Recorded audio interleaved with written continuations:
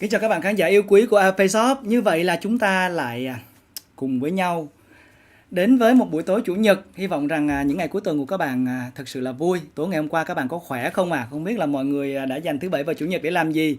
Hôm qua không được gặp mọi người mà thấy cũng nhớ lắm luôn á. Cảm ơn các bạn đã luôn luôn đồng hành và tin yêu với tụi mình. Đây là giờ học tiếng Anh với IELTS FACE-OFF. Và ở trong cái giờ học tiếng Anh này thì chắc chắn các bạn sẽ được xem lại rất là nhiều những cái video khác nhau mà tụi mình cũng đã gửi tới quý vị và các bạn ở trong thời gian vừa qua. Học một cách có hệ thống hơn, học thông qua những câu chuyện truyền cảm hứng và học những cái chủ điểm ngữ pháp rất là đặc biệt. Và đặc biệt là nếu như mà bạn chuẩn bị có kế hoạch để đến với một kỳ thi IELTS, hoặc là bạn có những cái mục tiêu, ví dụ như là bây giờ mình đang học lớp 10 chẳng hạn, mình có một cái mục tiêu là mình sẽ phải nói tiếng Anh hay hơn, giao tiếp tiếng Anh nhiều hơn trong vòng 3 năm tới, lớp 10, lớp 11, lớp 12, hoặc bạn đang là một sinh viên đại học và bạn đặt ra cho mình một mục tiêu, đó chính là mình sẽ phải nâng được band điểm của mình, đó, để đến khi mà ra trường thì mình đã có được một cái bằng IELTS. Đó, ai cũng sẽ có một mục tiêu của riêng mình, còn mục tiêu của các bạn là gì thì có thể comment ở trong cái phần livestream của chúng tôi. Tụi mình cũng hy vọng rằng sẽ có một cái giờ để học IELTS xuyên suốt vào mỗi buổi tối, và đây là một trong những cái dự án tụi mình đang thử nghiệm làm trong cái thời gian vừa qua. Ít nhất là hy vọng rằng cũng được các bạn ủng hộ. Tụi mình đang cố gắng livestream hàng tuần từ thứ Hai cho đến Chủ nhật, và trừ thứ Bảy thì bọn mình sẽ nghỉ thôi. Còn lại thì tụi mình sẽ vẫn tiếp tục hoạt động để cho các bạn có thể có được một cái thói quen học tiếng Anh cùng với mình, cùng với cả team IFO. Và trong tương lai thì sẽ có nhiều những cái nội dung mới hấp dẫn, những cuộc thi dành cho các bạn, để cho chúng mình không chỉ học tiếng Anh một cách thụ động, mà còn là rất là nhiều những cách giao tiếp khác nhau để cho các bạn có thể tự tin hơn và chinh phục được những cái mục tiêu về tiếng Anh sau này.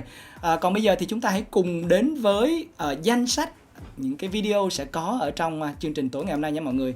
Các bạn đang theo dõi đây, đây là một cái playlist mà mình hy vọng sẽ mang đến cho các bạn khán giả trong buổi tối ngày hôm nay, từ giờ cho đến đâu đó khoảng 10 rưỡi 11 giờ. Nếu mà các bạn có thời gian thì có thể chuẩn bị sẵn tập vở, giấy bút và để nốt lại những thứ hay ho. Cá nhân mình cũng như vậy, cũng sẽ nốt lại những thứ hay ho ở trong cả buổi tối ngày hôm nay, để xem là mình quên chỗ nào, mình nhớ chỗ nào, hoặc là những cái chủ điểm từ vựng ngữ pháp thú vị dành cho bạn ra sao. Nhưng mình cũng đã nói rất là nhiều thì chúng ta sẽ có rất là nhiều những cái chủ điểm khác nhau ở trong một buổi tối. Có thể đó là những cái video để giúp cho các bạn có được những cái bài speaking sample, để mình không có run nữa khi mà mình được người ta hỏi về món ăn nào mày yêu thích nhất, hoặc là kể về một cái trải nghiệm trong quá khứ mà bạn cảm thấy bạn nhớ nhất. Đó, sẽ rất là có nhiều bài nói được chúng tôi đưa đến cho các bạn. Và sau đó thì sẽ là những cái phần phân tích của các chuyên gia đến từ những cái trung tâm khảo thí hàng đầu Việt Nam như là British Council, Hội đồng Anh. Hello em Trinh Grace. Anh thấy là Trinh Grace là một bạn rất là chăm chỉ luôn nha. Sẽ có phương án để làm sao mà những bạn chăm chỉ nhất lớp mình thì sẽ được quà. Đó, các bạn có thể thấy là đây là playlist của buổi tối ngày hôm nay. Ở đây là Pillow Talk cùng với Thảo Tâm nè. Đó, sau đó bên này chúng ta thấy có một cái bài nói của một bạn nam sinh của trường Đại học Bách Khoa. Sau đó thì chúng ta sẽ có cả cái phần IELTS Master và chinh phục các cái kỹ năng nghe nói đọc viết nữa. Thầy Tùng, Đặng Trần Tùng cũng sẽ giới thiệu với chúng ta một cái từ vựng rất là hay ở trong vũ trụ từ vựng Marvel. Và ở phần cuối thì chúng ta sẽ cùng với Khánh Vi dạo quanh một vòng hồ con rùa. Nếu các bạn chưa đến hồ con rùa thì chưa coi như là chưa tới Sài Gòn. Còn nếu mà chưa đi Sài Gòn thì cũng thử tìm hiểu xem hồ con rùa có cái gì nó lạ. Và quan trọng là xem là nói cái phần đó bằng tiếng Anh như thế nào cho nó ngầu, cho nó cool. Đó là những phần tối nay mà tụi mình sẽ giới thiệu cho tất cả các bạn, và hy vọng rằng các bạn sẽ giữ sóng, mở YouTube và có một buổi tối học hành thực sự là hiệu quả cùng với cả team IFO. Và cũng xin được shout out đến những cái bạn thành viên admin thầm lặng vẫn đang tiếp tục làm việc ở đằng sau bàn phím mỗi ngày để chào các bạn nè, rồi để động viên các bạn. Nhiều đứa nói trời ơi, bây giờ bữa nay mệt quá trời rồi, thứ Hai có bài kiểm tra mà xong rồi vô than thở một câu rồi xong cái đi ra. Đó thì admin làm rất là nhiều vai trò. Ngoài ra thì còn tổng hợp lại những cái từ vựng, những cái cấu trúc để cho các bạn có thể nhớ lâu. Nếu mà các bạn sử dụng bằng máy tính thì có thể copy toàn bộ cái đoạn đó, gõ và paste vào cái phần văn bản của mình. Ngày hôm nay tôi cũng đã học được những cái thứ rất là hay ho. Và shout đến 8 admin của IELTS FACE-OFF vẫn đang làm việc không kể mệt mỏi để có thể cống hiến cho các bạn những cái kiến thức hữu ích nhất. Còn bây giờ thì chúng ta sẽ cùng đến với video đầu tiên của buổi tối ngày hôm nay. Chúng ta sẽ đến với chuyên mục IELTS Master. Và như các bạn cũng đang thấy ở đây thì cái phần line up tối nay của mình sẽ có những thứ sau: tuyệt chiêu translating trong IELTS reading. Đó, chúng ta sẽ cùng gặp gỡ với lại Musketeer Duy Long và phần này Musketeer Duy Long đến từ The IELTS Workshop và cũng là một Musketeer rất là quen mặt đối với chúng ta, không chỉ bởi vì là thầy rất là giỏi, rất là duyên và cái gương mặt bitchy không ai có thể sánh bằng, và ngoài ra thì Duy Long cũng là một người có cái cách truyền đạt kiến thức rất là thú vị. Và rất là nhiều bạn bị bị sợ cái bài reading, bởi vì nhìn một cái đoạn nó quá dài thì làm sao tôi có thể vượt qua cái bài reading như vậy. Và Duy Long sẽ cho chúng ta biết là cách thức để có thể vượt qua cái tuyệt chiêu của bài reading thông qua việc dịch văn bản ra sao. Và chúng ta sẽ cùng đến với Musketeer Zone ở phần đầu của chương trình với Musketeer Duy Long và tuyệt chiêu của reading ngay sau đây.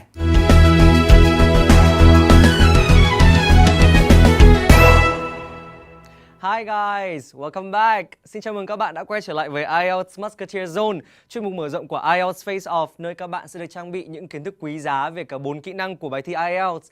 Trong số trước, các bạn đã làm việc cùng thầy Việt Quang với kỹ năng listening. Và hôm nay, đến với chuyên mục reading, các bạn sẽ có cơ hội làm việc cùng một Musketeer hoàn toàn mới. And that's me! Xin chào các bạn, mình là Duy Long và mình sẽ là Musketeer phụ trách chuyên mục reading trong suốt IELTS Musketeer Zone của mùa 3 này.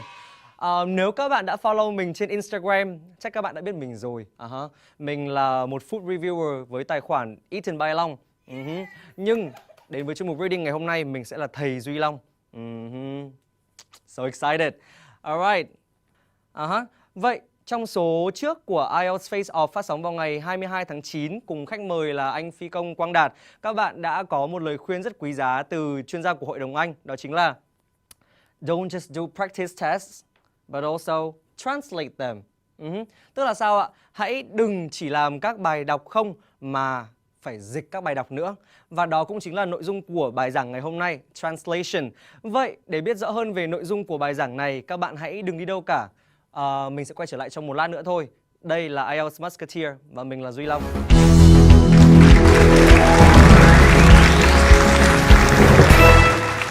Alright, hi guys, welcome back. Chào mừng các bạn đã quay trở lại với IELTS Musketeer Zone và mình là Duy Long. Như đã hứa, chúng ta sẽ cùng nhau quay trở lại với bài giảng reading về vấn đề translation. Một chút thông tin về mình. Thực ra mọi người biết đến mình nhiều với tư cách là một food reviewer ở trên mạng xã hội Instagram, nhưng thực ra mình cũng đã dạy IELTS được vài năm rồi. Và trong quá trình dạy thì mình đã tự thiết kế ra một cái quy tắc mà mình cảm thấy là luôn luôn hữu dụng đối với các học viên của mình. So, we have Long's rule. Giỏi dịch, đọc vô địch. Vâng nhỉ. Nào chúng ta cùng nhắc lại nhé. Giỏi dịch, đọc vô địch. Giỏi dịch, đọc vô địch. Just kidding. But anyway, the point is, if you are good at translating, then you will master reading. Đây là một cái quy tắc mà mình đã tự mày mò và thiết kế ra. Đến phần này có thể rất nhiều người sẽ thắc mắc rằng thầy ơi, tại sao dịch và đọc lại liên quan đến nhau? Hoặc là rất nhiều bạn có thể sẽ nghĩ ra là thầy ơi, khi mà làm bài đọc của IELTS trong vòng 1 tiếng thì với nhiều câu hỏi như thế thì làm sao có thể dịch kịp? Vậy thì phần tới đây sẽ là phần mình giải thích cho các bạn để các bạn nắm rõ được tầm quan trọng của việc dịch đối với kết quả của bài IELTS reading như thế nào. Translation is a form of intense reading. Chúng ta có thể hiểu là gì ạ? Dịch là một phương pháp đọc vĩ mô. Đây là cái plot twist mà mình rất muốn mọi người hiểu. Khi mà dịch thì để chuyển ngữ một cách thành thạo và hiệu quả, các bạn phải đọc. Quá trình đọc sẽ giúp cho các bạn hiểu hết được những cái từ vựng cũng như là những cái nội dung của bài đọc để các bạn có thể dịch một cách thành công. Do đó, khi các bạn dịch, các bạn đã đọc lúc nào mà các bạn không hay. Vậy thì quay trở lại với bài IELTS reading, việc dịch bài đọc sẽ giúp cho các bạn luyện tập mở rộng được vốn từ vựng của mình cũng như là hiểu sát được bài đọc hơn. Vậy thì quay lại với câu hỏi ban nãy mà rất nhiều bạn đang đặt ra, thế thì trong khi thi có nhất thiết phải dịch không? Thì tất nhiên rồi, thực tế là bạn không thể nào kịp để dịch trong vòng 1 tiếng được đâu. Đến cả mình cũng không kịp nữa. Để có thể dịch một cách lưu loát và thông suốt cả 3 bài đọc và trả lời 40 câu hỏi trong 1 tiếng thật sự là một điều rất khó. Nhưng ý mình ở đây đó là khi luyện tập ở nhà, các bạn hoàn toàn có thể thực hiện cái phương thức dịch để từ đó nâng cao cái hiểu biết của mình về nội dung của từng bài đọc. Ok, vậy thì lợi ích cụ thể của việc dịch một bài đọc IELTS reading là gì? Chúng ta sẽ cùng phân tích. Lợi ích đầu tiên cũng là lợi ích quan trọng nhất mà mình đã phân tích. Việc dịch một bài đọc IELTS reading sẽ giúp các bạn mở rộng vốn từ vựng. Tất nhiên rồi, khi các bạn dịch từng từ một, các bạn sẽ phải hiểu tất cả mọi thứ trong bài. Nhưng đồng thời, quan trọng hơn nữa, việc dịch sẽ giúp các bạn hiểu sâu sắc cái nghĩa của từng từ trong ngữ cảnh. Đây là cái chi tiết quan trọng nhất và là trọng tâm của bài giảng mà tí nữa chúng ta sẽ cùng phân tích và luyện tập thật kỹ. Tiếp đến, việc dịch bài reading passage cũng giúp cho các bạn nắm rõ nội dung của bài đọc hơn và một chi tiết nữa thôi. Việc dịch sẽ khiến cho cái công cuộc đọc bài của các bạn trở nên thú vị hơn và bớt nhàm chán hơn. This is a fact. Đây là một sự thật. Không chỉ là đối với học sinh của mình đâu mà ngay cả với bản thân mình nữa. Đôi khi việc phải đọc một văn bản dài lê thê nó rất là mệt mỏi. Và cái việc mà dịch bài đọc sẽ giúp cho các bạn cảm thấy bài đọc trở nên thú vị hơn, dễ nuốt hơn và bớt khô khan. Thuyết phục không? Alright, let's move on. Vậy, một câu hỏi đặt ra, dịch như thế nào?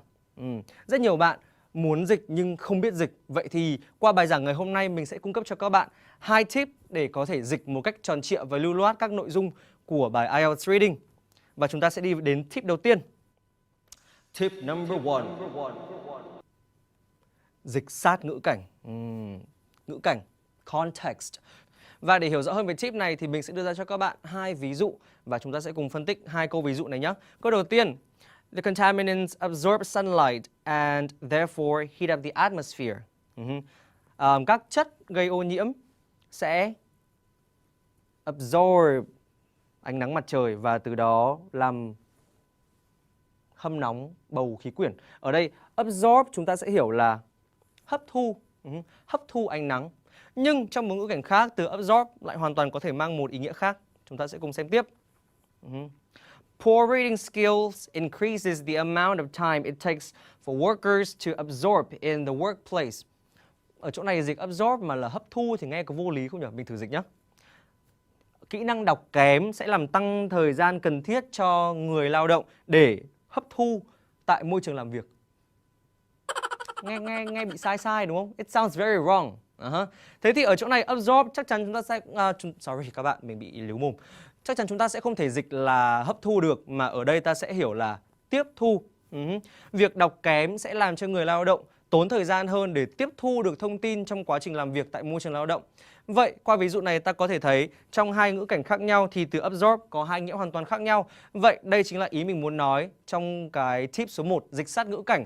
Khi dịch một bài đọc của IELTS Reading, hãy nhớ rằng các bạn phải hiểu ngữ cảnh để từ đó dịch được chính xác. Và khi đó các bạn sẽ hiểu được từ vựng trong tiếng Anh với nhiều ngữ cảnh khác nhau và từ đó học được cách làm sao để dùng từ vựng trong nhiều hoàn cảnh khác nhau cho chính xác và chuẩn chỉnh. That's important. Thế thì ngay bây giờ đây chúng ta sẽ có một bài tập và các bạn đang theo dõi livestream hãy cùng làm theo mình nhé. Khá là đơn giản thôi. Tương tự như bài tập vừa rồi chúng ta cũng sẽ có 2 câu và qua 2 câu này thì mình muốn mọi người xem có một từ giống nhau trong 2 câu nhưng nó sẽ mang 2 ý nghĩa khác nhau như thế nào. Câu đầu tiên, most carnivorous plants grow without consuming prey. However, their reproduction would be much more efficient with nutrients derived from their prey. Và câu số 2. Many people go to the Louvre Museum in Paris to see the original painting Mona Lisa, when in fact they can see reproduction anywhere. Vậy đây là 2 câu mà mình đưa ra cho các bạn. Và như các bạn có thể thấy ở cả 2 câu này đều có một từ chung. Reproduction, right? Vậy thì theo các bạn, reproduction trong 2 câu này sẽ có ý nghĩa khác nhau như thế nào? Ok, vậy mình đã đặt ra câu hỏi. Bây giờ các bạn sẽ có một vài phút để động não.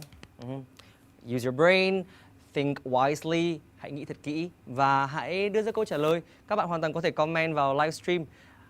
Mình sẽ để cho các bạn một vài giây để suy nghĩ và trong thời gian đó mình sẽ có một khoảng giải lao nho nhỏ. Alright, this is Musketeer Zone and I'm Duy Long. I'll be back.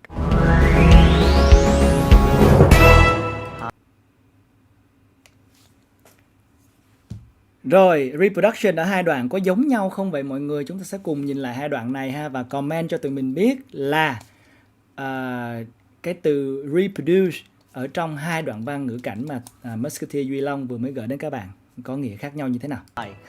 Welcome back. Chào mừng các bạn đã quay trở lại với Musketeer Zone. Trong lúc đợi các bạn suy nghĩ và trả lời câu hỏi thì mình đã tạo được một vài dáng khác nhau. Và đây là dáng mình chọn. Không biết trong lúc mình tạo dáng như vậy các bạn đã trả lời được câu hỏi này chưa? Tra từ điển chưa? Chắc là tra rồi đúng không? Ok, thế thì không chần chừ gì nữa, chúng ta sẽ đi vào và giải quyết luôn tình huống này. Vậy các bạn thấy rõ ràng điểm chung của 2 câu này là từ reproduction. Đây là một danh từ bắt nguồn từ động từ reproduce, right? Reproduce. Thế thì động từ reproduce Nếu các bạn đã tra từ điển rồi, các bạn sẽ thấy nghĩa gốc của từ này là tái sản xuất. Nhưng trong ngữ cảnh này, liệu nếu ta dịch reproduce là tái sản xuất thì liệu có chính xác không? Chúng ta sẽ cùng xem nhé. Với câu đầu tiên, most carnivorous plants ở đây mình hiểu là cây ăn thịt. Carnivorous plants grow without consuming prey. Các loài cây ăn thịt thì có thể sinh trưởng và phát triển mà không cần đến con mồi. However, tuy nhiên, their reproduction would be much more efficient with nutrients derived from their prey. Tức là với các chất dinh dưỡng mà có được từ con mồi thì quá trình reproduction của loài cây này sẽ hiệu quả hơn. Vậy khi nói về động vật, các sinh vật thì ta hiểu reproduction chính là quá trình sinh sản. Quá trình sinh sản. Vậy cái key ở đây của reproduction chính là quá trình sinh sản. Quá trình sinh sản. Alright. Còn trong câu tiếp theo thì sao? Chúng ta sẽ cùng xem. Many people go to the Louvre Museum in Paris to see the original painting Mona Lisa. Rất nhiều người đến với bảo tàng Louvre ở Paris, ở Pháp để được chiêm ngưỡng bức tranh Mona Lisa. When in fact, trong khi thực tế là they can see a reproduction anywhere. Những người đến bảo tàng này thực tế là không nhất thiết phải đến bảo tàng Louvre. Họ hoàn toàn có thể đến bất kỳ đâu khác trên thế giới để nhìn thấy một bản reproduction của bức tranh Mona Lisa. Vậy ở đây reproduction chúng ta sẽ không thể dịch là sinh sản được nữa. Ở đây ta hiểu reproduction chính là một bản sao chép, một bản tranh chép. Tức là không phải tranh gốc. It's not the original anymore. It's let's say copied painting. Alright. Vậy ở đây ta hiểu reproduce là bản sao chép. Vậy qua bài tập này chúng ta thấy rằng với một từ reproduce thôi mà đặt trong hai ngữ cảnh khác nhau thì nó đem lại những ngữ nghĩa hoàn toàn khác nhau. Và do đó nếu chúng ta chăm chỉ dịch thì chúng ta sẽ thấy rằng một từ trong tiếng Anh hoàn toàn có thể mang nhiều nghĩa, và việc nắm rõ các nghĩa khác nhau của một từ trong tiếng Anh sẽ giúp các bạn có những cách dùng từ chính xác và đa dạng. Bởi vì không phải lúc nào một từ cũng chỉ có một nghĩa, không phải A là A, B là B. Các bạn sẽ biết rằng một từ reproduce này thôi mà có thể hoàn toàn dùng trong hai ngữ cảnh hoàn toàn khác nhau. Fantastic, right? Ok, vậy đây là một bài tập đơn giản cho tip đầu tiên. Bây giờ chúng ta sẽ chuyển sang tip số 2 và là một tip sẽ bắt lú hơn một chút. It's a bit more confusing for your brain. And that's tip number 2. Dịch cho xuôi miệng. Right. Vậy thì rất nhiều người có thể dịch được một từ đúng ngữ cảnh, nhưng khi dát tất cả các từ lại với nhau thì câu của bạn sẽ trở nên khá là lủng củng, khá là lộn xộn. Vậy thì mình có một cái lời khuyên là hãy cố làm sao để dịch cho xuôi, và ở đây mình có một cái keyword đấy là smooth. Try to translate everything smooth. Một lần nữa nhé. Smooth. Ok, rồi. Vậy bây giờ chúng ta sẽ có một ví dụ để các bạn thấy được làm sao để dịch cho xuôi. Vậy ta quay lại với ví dụ câu tiếng Anh. It is an enormous challenge to limit the energy consumption of industrial parks. Câu này mình nghĩ là không quá khó. Chúng ta thử giải nghĩa từ đi. Vậy enormous nghĩa là khổng lồ, to lớn. Enormous challenge ở đây ta hiểu là một thách thức to lớn. Alright. Energy consumption. Consumption là một danh từ bắt nguồn từ động từ consume, có nghĩa là tiêu thụ. Và ở đây ta hiểu energy consumption là mức tiêu thụ năng lượng. Và industrial parks, công viên công nghiệp. Just kidding. Nó không phải là công viên công nghiệp mà nó là khu công nghiệp. Chúng ta có thể dùng industrial zone or industrial park. It's the same meaning. Vậy thì cái hàm lượng ngôn từ trong câu này không quá khó và mình tin là các bạn có thể hiểu được. Nhưng dịch làm sao cho xuôi? Đấy mới là câu trả lời.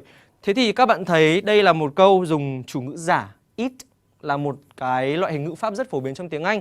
Thế thì gặp câu này rất nhiều người sẽ có một cái cách dịch khá là khó. Và các bạn sẽ dịch như sau.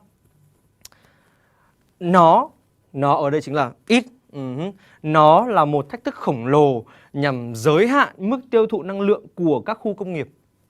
Vậy chúng ta đã giải nghĩa từ xong cho câu tiếng Anh này và hãy thử xem chúng ta có thể dịch câu này như thế nào.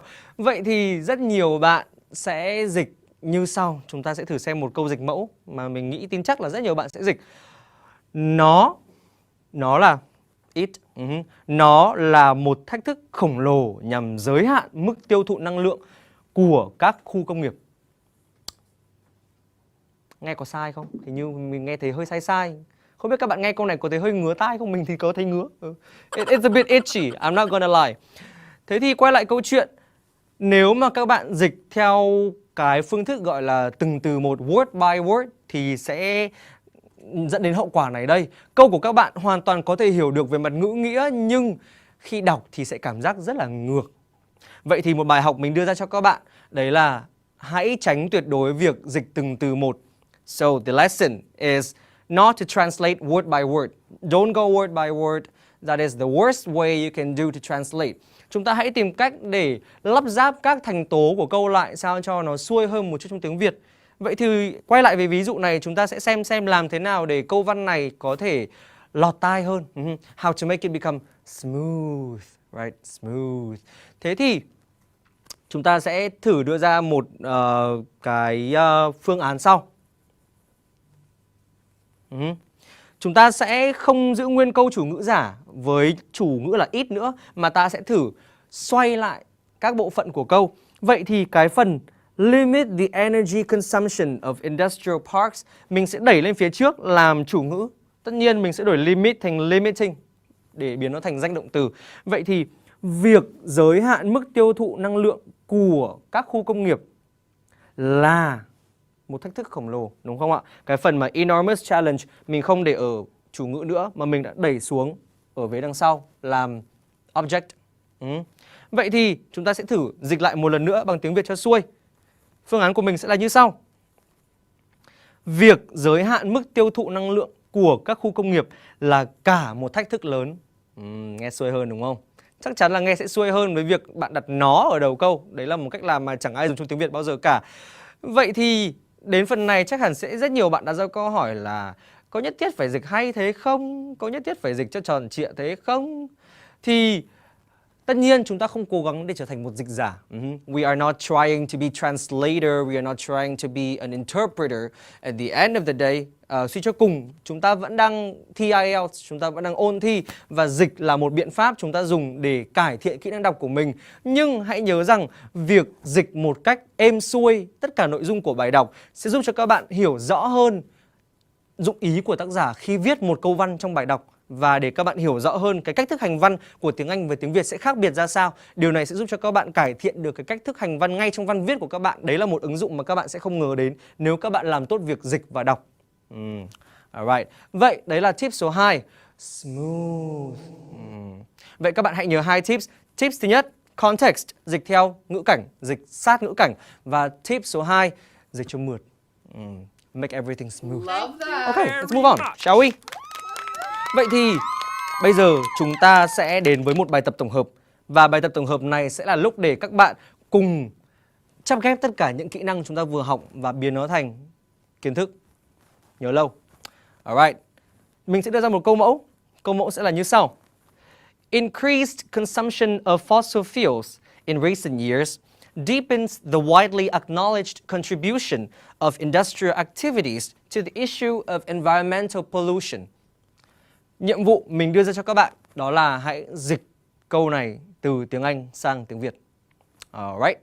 Translate the whole thing from English to Vietnamese. Nghe có vẻ không khó đúng không? Nhưng mà đảm bảo câu này sẽ khoai và đảm bảo là nhiều bạn trong chúng ta sẽ có một giây phút ngỡ ngàng một chút. Vậy thì tất nhiên mình sẽ để cho các bạn có một vài giây suy nghĩ. Giống như bài tập trước, mình sẽ lại có một giây phút break, mình sẽ lại tạo dáng. Và các bạn sẽ có thời gian để suy nghĩ.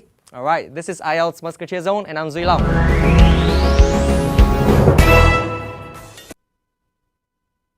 It's never been easier to purchase IELTS books with the show. Just go to tiki.vn and with just one mouse click, you'll be able to find the perfect IELTS books you've been waiting for. Purchase anywhere and receive discounts. Go to tiki.vn and buy.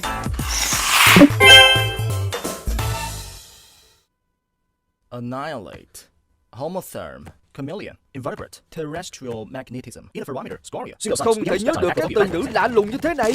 Tại sao bạn không thi IELTS với Hội đồng Anh? IELTS đánh giá khả năng sử dụng ngôn ngữ của bạn trong đời sống thực tế hàng ngày. IELTS với Hội đồng Anh sẽ tạo cho bạn nhiều cơ hội du học.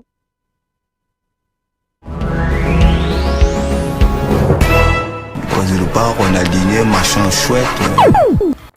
Alright, hi. Rồi bây giờ thì màn hình cũng vẫn còn tiếp tục để cho các bạn hãy thử dịch cái câu này xem như thế nào. Mọi người ơi, thử comment đi và dịch cùng với mình đi. Học mà cần có những trải nghiệm tương tác thì chắc chắn mình sẽ học vào nhanh hơn. Rồi các bạn thử dịch cái câu này nha. Câu mà trên màn hình mà thầy Duy Long đang cầm đó. Increased consumption of fossil fuels in recent years deepens the widely acknowledged contribution of industrial activities to the issue of environmental pollution. Các bạn dịch đi nha. Thử dịch và thể ở trong phần comment mình sẽ chọn ra những cái phần dịch nào mà mình thấy thú vị nhất để hiển thị trên màn hình. Đó, để xem là bạn nào có cái khả năng dịch tốt nhất đối với cái câu này. Đó, như là Duy Long cũng vừa chia sẻ thì cái kỹ năng dịch nó sẽ cực kỳ quan trọng khi mà mình tạo ra cho mình một cái bản năng. Cái bản năng đó là nhạy cảm với văn bản và nó chuyển ngữ một cách uyển chuyển. Thì khi mà mình hiểu nó ở cái văn phong cũng như là ở cái ngôn ngữ tiếng mẹ đẻ thì chắc chắn là các bạn sẽ hiểu nó sâu hơn. Và nó cực kỳ tốt cho cái phần reading. Thử dịch nào mọi người. Rồi, I can't. Trời ơi, nghe buồn vậy anh Thư, tại sao không thể dịch được? Consumption là gì hả? Sự tiêu thụ. Đối với fossil fuel là gì mọi người? Fossil fuel đó là năng lượng hóa thạch. Năng lượng hóa thạch. Sự tiêu thụ năng lượng hóa thạch tăng lên trong những năm gần đây. Đó, deepens the widely acknowledged contribution. Thì các bạn sẽ dịch là như thế nào? Deepen là làm sâu hơn. Đó. Contribution là sự phát tán, đúng không? Phát tán mà được chúng ta biết đến rộng rãi. Các hoạt động công nghiệp ảnh hưởng là những vấn đề của pollution, ô nhiễm môi trường. Đó, dịch sao cho nó ngựa, cho nó hay. Các bạn thử dịch và comment ở phần ở dưới nha mọi người. Thử xem là các bạn dịch như thế nào. Chào mừng các bạn lại quay trở lại với chương trình. Dáng này là dáng gì nhỉ? Mình đang nghĩ chắc gọi là dáng nhớ Nhung đi. Còn nãy đây là dáng này đúng không? Dáng xuyến sao. Alright, whatever it is, let's come back. Ok, vậy thì chắc là qua thời gian nghỉ giải lao vừa rồi các bạn đã có được một phương án dịch cho riêng mình. Nhưng mà câu này khoai đúng không? It's a potato sentence, I'm gonna say. It's a potato sentence. Hơi khoai một tí, nhưng mà bây giờ chúng ta sẽ cùng nhau giải đáp để xem câu này ta sẽ dịch thế nào cho xuôi. Vậy thì đúng theo những gì mình đã hướng dẫn cho các bạn, chúng ta sẽ đi qua 2 đầu việc. Đầu việc thứ nhất, chúng ta sẽ cùng nhau giải nghĩa các từ trong câu này theo đúng ngữ cảnh.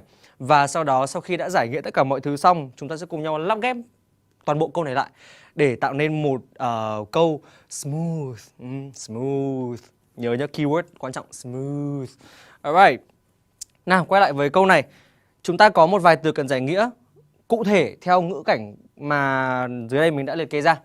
Từ đầu tiên, deepen là một động từ bắt nguồn từ tính từ deep, tức là sâu. Vậy thì ở đây deepen chúng ta có thể hiểu là đào sâu thêm, nhấn mạnh thêm. Alright. Từ thứ hai mà chúng ta cần để ý trong câu này đó chính là contribution. Và mình nghĩ đây sẽ là từ mà nhiều người cảm thấy bị vấp nhất. Vậy thì cứ nói đến contribution, rất nhiều người sẽ nghĩ đến sự đóng góp, tức là một cái gì đấy rất là tích cực. Nhưng thực ra ở câu này contribution có mang hàm nghĩa tích cực không thì ta lại cần phải xem lại. Nếu như mọi người nghiên cứu từ nãy đến giờ thì chắc chắn mọi người phải thấy rằng ở đây contribution mang hàm nghĩa tiêu cực. So it's a negative connotation. Vậy thì với contribution ở đây ta sẽ không dịch là sự đóng góp mà ta sẽ dịch là sự góp phần, để hiểu là cái hoạt động công nghiệp nó góp phần tạo nên các vấn đề môi trường. Và ngoài ra chúng ta còn có một cụm tính từ nữa, widely acknowledged. Acknowledge chúng ta hiểu sự thừa nhận, công nhận, và widely là trạng từ rộng rãi. Vậy ở đây ta hiểu widely acknowledged đó là được thừa nhận một cách rộng rãi. Alright, vậy chúng ta đã giải thích những từ mà mình nghĩ là potato nhất trong cả bài này. Bây giờ ta thử ráp mọi thứ lại với nhau được không? Được. Getting back to the sentence. Vậy quay lại với câu gốc của tiếng Anh. Bây giờ mình đã hiểu tất cả các từ rồi thì chúng ta sẽ thử cùng nhau dịch sơ xem. Bản sơ sẽ là như sau. Mình sẽ dịch đúng theo tinh thần word by word đã nhé. Sau đó chúng ta sẽ cùng nhau chuốt lại. Mức tiêu thụ tăng của nhiên liệu hóa thạch trong những năm gần đây nhấn mạnh vào sự đóng góp được thừa nhận rộng rãi của các hoạt động công nghiệp đối với vấn đề ô nhiễm môi trường. Nghe vẫn sai đúng không? It sounds wrong. Có ngứa tai không? Lại ngứa tai đúng không? Mình đang gãi. Thế thì bây giờ với câu này chúng ta sẽ làm sao để mọi thứ trở nên xuôi hơn? Thì mình sẽ gợi ý với mọi người là again and again, chúng ta phải nhớ rằng mục đích của việc dịch ở đây chúng ta không cần phải dịch cho xuôi, chúng ta không phải là những dịch giả, mình không cần phải viết ra những câu quá trau chuốt, hãy cố làm sao để hiểu được bản chất. Vậy thì chúng ta có thể tách phần này ra làm 2 câu được không? Được. Chẳng sao cả, it's okay. Mình hoàn toàn có thể tách làm 2 câu, miễn sao 2 câu mà chúng ta đẻ ra dễ hiểu và mạch lạc. Vậy thì mình sẽ tách như sau. Cái phần sự đóng góp được thừa nhận rộng rãi của các hoạt động công nghiệp với vấn đề môi trường mình sẽ tách ra làm một câu. Mình sẽ không để nó làm cả một cụm danh từ như thế nữa, mà ta sẽ diễn đạt lại để hiểu rằng là gì ạ? Chính những hoạt động công nghiệp thì gây vấn đề về ô nhiễm môi trường và đó là điều mà được thừa nhận rộng rãi. Cái này dễ hiểu hơn đúng không? Nghe là dễ hiểu hơn đúng không? Vậy đấy là vế thứ nhất. Thế còn vế thứ hai chúng ta xem. Vậy thì mức tiêu thụ năng lượng nhiên liệu hóa thạch trong những năm gần đây thì nhấn mạnh vào sự góp phần đấy. Tức là sao? Tức là thực tế cho thấy hoạt động công nghiệp gây ra ô nhiễm môi trường, đấy là điều rất rõ, đấy là điều ai cũng biết, được thừa nhận rộng rãi. Và cái mức tiêu thụ tăng của nhiên liệu hóa thạch thì lại càng chứng minh thêm cho cái thực tế đấy. Dễ hiểu hơn rồi đúng không? I swear you. Vậy thì bản hoàn chỉnh, bản smooth mà mình sẽ đề cập, không phải đề cập mà là mình sẽ gợi ý cho các bạn là như sau. Việc các hoạt động công nghiệp góp phần gây nên ô nhiễm môi trường vốn được thừa nhận rộng rãi. Mức tiêu thụ tăng của các nhiên liệu hóa thạch trong những năm gần đây càng nhấn mạnh thêm vào thực tế này. Đảm bảo smooth.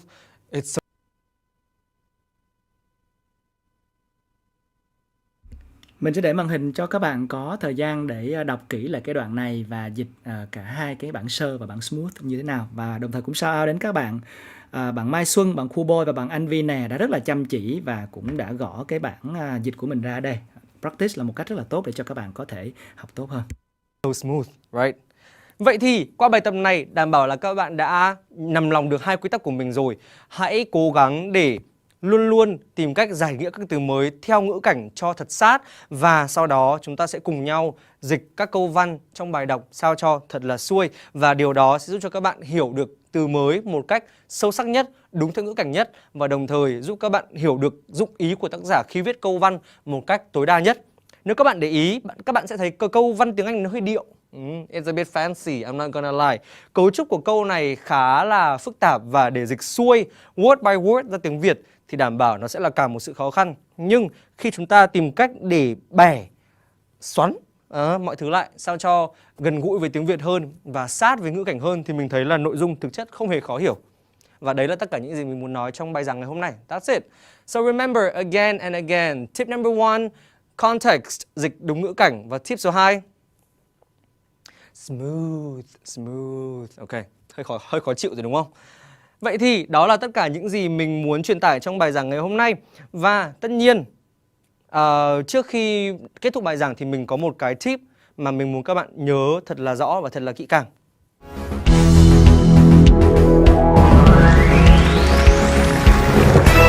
Và ngoài 2 tip chủ đạo mà chúng ta đã đề cập ở phần trước thì bây giờ mình có thêm một số extra tips nho nhỏ mà mình nghĩ cũng sẽ rất hữu dụng với các bạn trong quá trình ôn tập IELTS Reading. Và tip đầu tiên mình muốn nói đến đó là hãy ghi chép lại những từ ngữ quan trọng. Lấy ví dụ về cái câu vừa nãy mình nói về cây ăn thịt thì một bài đọc liên quan đến chủ đề cây ăn thịt chẳng hạn, carnivorous plants, đảm bảo với các bạn sẽ có rất nhiều các thuật ngữ rồi tên khoa học và các thuật ngữ liên quan đến chuyên ngành sinh học như vậy. Biết cũng hay. Nhưng sẽ không phải là những ngôn từ mà các bạn có thể dùng một cách thường xuyên. Thế thì thay vào đó hãy nhớ đến những ngôn từ chẳng hạn như những cụm động từ, những cụm tính từ hay những diễn đạt phổ biến hơn trong bài đọc. Thì chính những cái ngôn từ đó sẽ là những thứ mà các bạn sẽ gặp rất nhiều trong các bài đọc. Bởi vì bất kể chủ đề nào thì cũng vẫn phải có những từ gọi là gì ạ? Common vocabulary đúng không? Và những từ đấy biết đâu các bạn còn có thể dùng trong IELTS Writing, IELTS Speaking bởi vì nó có tính ứng dụng cao. Và đó mới là những từ mà mình nghĩ là nên nhớ nhất. Vậy thì các bạn hoàn toàn có thể ghi chép lại những ngôn từ này. Tất nhiên phải ghi chép theo ngữ cảnh. Và Có thể chép vào notebook, có thể chép vào iPhone, laptop. Well, there are many ways you can do it. Nhưng mà cứ nhớ là gì? Hãy ghi chép lại những từ mình đã dịch một cách có chọn lọc. Alright. Và tip số 2, ngoài việc ghi chép thì mình có một tip nữa, đó là hãy hiểu những ngôn từ được dùng trong câu hỏi. Đây cũng là một tip rất là có tính ứng dụng trong bài thi IELTS Reading. Nếu các bạn để ý, các bạn sẽ thấy những ngôn từ được dùng trong bản thân câu hỏi của bài IELTS Reading sẽ đơn giản hơn một chút so với những ngôn từ được dùng trong bản thân bài đọc. Thế nên để trả lời được cho câu hỏi thì hãy make sure là các bạn hiểu những ngôn từ được dùng trong câu hỏi đã, rồi mới hiểu đến những ngôn từ được dùng trong bài đọc. Alright, so that's another tip. Nếu các bạn muốn đạt được điểm số cao về IELTS Reading, hãy hiểu câu hỏi. Understand the question. That is the most important tip. Alright, vậy thì đi qua 2 extra tip vừa rồi, bây giờ mình sẽ chỉ còn một lời khuyên nho nhỏ nữa thôi trước khi chúng ta kết thúc bài giảng ngày hôm nay. Final words. So emotional. Và lời khuyên của mình đó chính là have fun transreading. Transreading. Mọi người đừng băn khoăn, mình sẽ giải thích transreading. Very easy. Nếu mọi người để ý, chúng ta hôm nay làm việc với 2 khái niệm, đó là translate và read. Và khi mình chắp nó lại với nhau thì mình đã đẻ ra một từ mới, transread. Have fun transreading. Hãy tận hưởng công việc đọc dịch.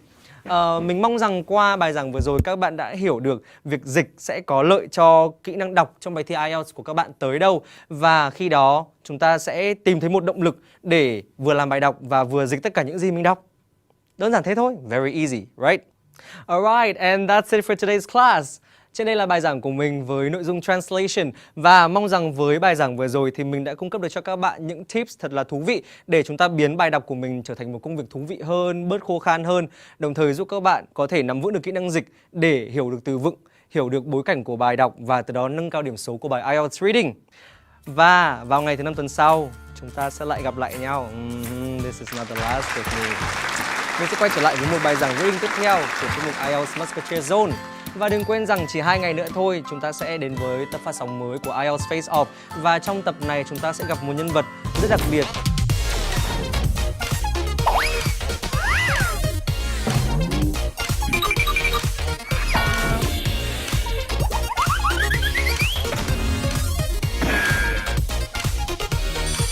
Now it's time to study IELTS. Chúng ta vừa đến với một bài giảng của Musketeer Duy Long, bài giảng với chủ đề là transreading và sự cần thiết của việc là dịch cho nó xuôi khi mà bạn đọc những cái bài reading và tạo ra một cái phản ứng khi mà mình gặp những cái bạn dạng đề reading là mình đều phải có cái kỹ năng transreading. Và lý do tại sao nó quan trọng, nếu các bạn có thích cái bài giảng này của Musketeer Duy Long thì các bạn có thể theo dõi lại cũng như là tự cho mình cái cơ hội để thử cái câu đó một lần nữa xem là mình dịch có hay hơn hay không. Giới hạn của người ta là không giới hạn, cho nên là các bạn hãy thử xem là giới hạn của mình là ở đâu đối với những cái phần dịch vừa rồi. Và cũng shout out đến các bạn Anh Vi, bạn Trung Nguyễn, bạn Khu Boy, bạn Mai Xuân và bạn Trường Xuân. Rất là nhiều bạn cũng đã contribute cái phần dịch của mình và rất là trau chuốt những cái từ đó và rất là hay. Cũng trả lời cho Khu Boy là buổi tối ngày hôm nay thì mình sẽ có cái writing tips liên quan đến dạng bài table, dạng bài có cái bảng biểu á. Đó, cho nên là nếu mà Khu Boy quan tâm thì Khu Boy có thể chờ đến phần sau nha. Còn ở phần tiếp theo của chương trình thì tụi mình cũng sẽ đến với một cái tập đặc biệt. Đây là một tập nói về cái chủ đề là đồ ăn. Chủ đề đồ ăn tức là food and drinks. Và cái chủ đề đồ ăn này cũng là một trong những cái chủ đề mà rất được hay được đưa ra ở trong cái bài thi IELTS và đem đến cái câu chuyện cũng như là nhiều từ vựng liên quan đến chủ đề đồ ăn ngày hôm nay. Thì chúng ta sẽ gặp gỡ với lại Vân Hugo. Vân Hugo là một trong những cái MC 8X lứa đời đầu và chị Vân Hugo cũng là một trong những người rất là đáng yêu với những cái thương hiệu cá nhân của mình liên quan đến thực phẩm, liên quan đến đồ ăn, đồ uống. Và buổi tối ngày hôm nay thì chúng ta sẽ cùng theo dõi lại full của cái tập này và chúng ta sẽ cùng đến với cái tập của Vân Hugo với 8 IELTS ngay sau đây.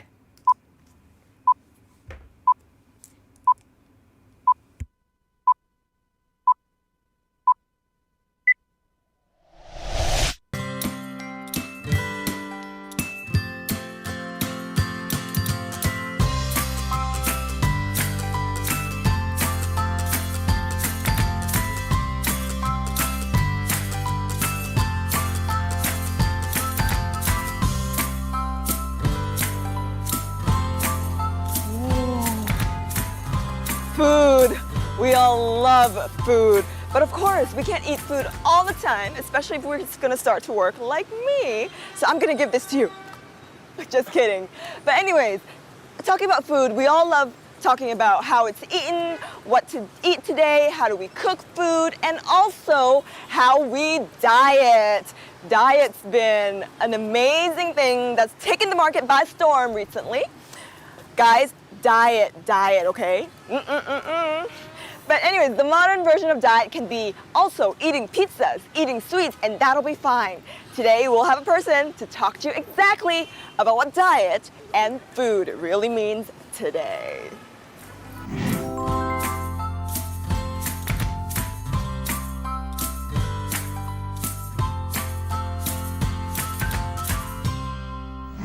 Hey guys, welcome back to the studio, and of course today we're going to talk about food and beverage, and who better to talk about food and beverage than our lovely MC Vân Hugo, and she is also the owner of 2 restaurants, 1 tea house, Yes, and she's done also a ton of other business. So thanks so much for taking the time and coming here. Yeah, thank you, because I'm so missing you. It's been a long time. Yes. Yeah. Let's talk a bit about food since the Đoạn này thì mình sẽ giải thích cho các bạn một chút xíu khi mà Vân Hugo nói là bạn đó cũng nhớ Phoebe lắm. Lý do là tại vì có nhiều người không biết, nhưng mà Vân Hugo với lại Phoebe có một thời đã chơi với nhau khi mà cùng làm việc với nhau ở ban truyền hình đối ngoại. Cho nên là lúc mà ghi hình lại cái show này thì là Vân Hugo rất là bất ngờ, bởi vì tưởng là Phoebe đi sang nước ngoài để làm việc rồi, nhưng mà hóa ra bạn vẫn ở Việt Nam mà tiếp tục với lại 8 IELTS và IELTS FACE-OFF. Đó cũng là lý do tại sao mà họ rất là bất ngờ ở trong cái cuộc trò chuyện này. Và các bạn cũng sẽ thấy là khi mà hai người họ quen nhau á thì cái cuộc trò chuyện nó cũng sẽ rất là cởi mở. Hãy giữ cái tinh thần đó khi mà các bạn đi thi IELTS cũng như là trong bất kỳ tình huống giao tiếp nào khác các bạn nha. topic today is on food. Okay. How passionate and where does your passion for food come from? Chicken, chicken, and chicken. Chicken, chicken, and That's why. chicken. Everything I do is all come from my passion. Yeah, my love for chicken is when I was a little girl. Every day my mom just asks me like, "Hey girl, what do you want today?" I just say chicken. And until now, I can eat every day. Yeah. Now you have That's two great. chicken restaurants. Yeah, one Yeah. big and one a little small, but cozy. Very, very cozy. I've been there. And the name is really unique. Where does the name come from?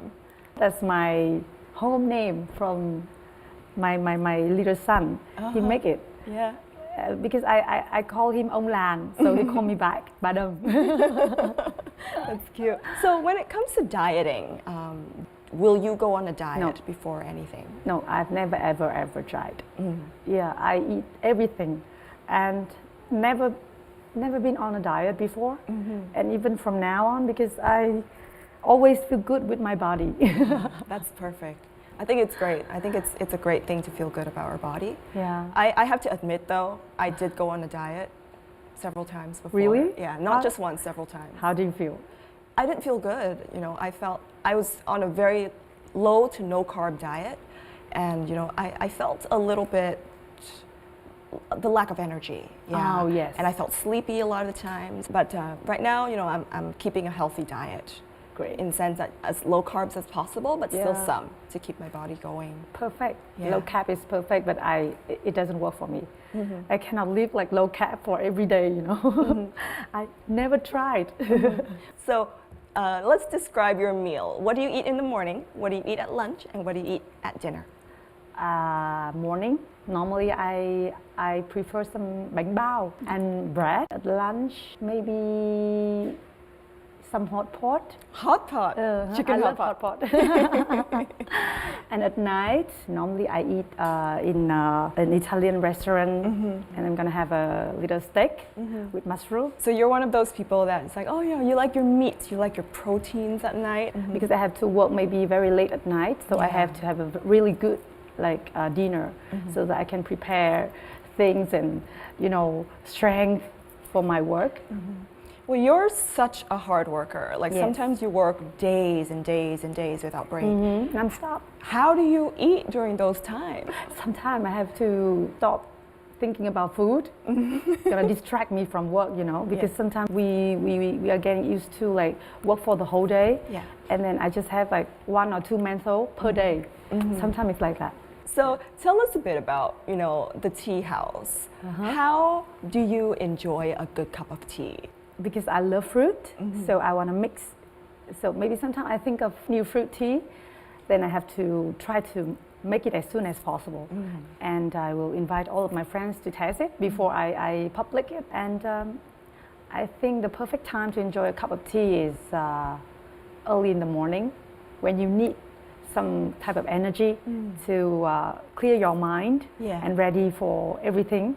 But you need to remember one thing, you have to eat something before you drink a cup of tea. If you're hungry and then you drink a cup of tea, you will feel not really good, like tea sick. So it's kind of like an overdose of caffeine. Yeah. You feel sick. So are you one of those girls that wake up in the morning with a cup of lemon tea and then Yeah, I love it. But with a little bread. With a little bit of bread. Yes. So last question before we go on to our next section, which is going to be quite interesting. But the last question is, how do you think food has helped you in your family life, or is it an important part in your family life? It's very important, but for me, I'm not that lucky because I'm kind of too busy people. So when I come back home, my parents already finished dinner. And my mom, she has a very special menu for herself. So she's on a diet too. Yeah, not exactly a diet, but something special for her. And then sometimes my dad has to follow her, but that type of food is not my type. Yeah. So I have to have dinner somewhere else before I go home. So that's why when you say about it, I feel a little bit sad because it's a long time I didn't have a feeling of having dinner or lunch with my parents. Well, then it's time to tell them to have dinner, in the perfect family Maybe setting. tonight. Yeah, maybe tonight. All right, so I hope that you get a chance soon to have that family dinner with your whole family together. It used to be great. All right, we have a challenge for you, and it also involves some tea. Nice. All right, let's go. Okay. We have 5, basically cups right here, and one of that is your tea. And your challenge today is to basically take a sip and guess which one is your tea. Because all the tea here have been covered, and so you won't know the brand. Interesting. But yes, here you go. Please have a Thank sip you. of each of the tea. I'll try from the... Woohoo! This is like, I'll say hazelnut. Hazelnut. Something like that. Wow, it sounds good. It has bubbles and pearls as well. Okay. And what is the next one?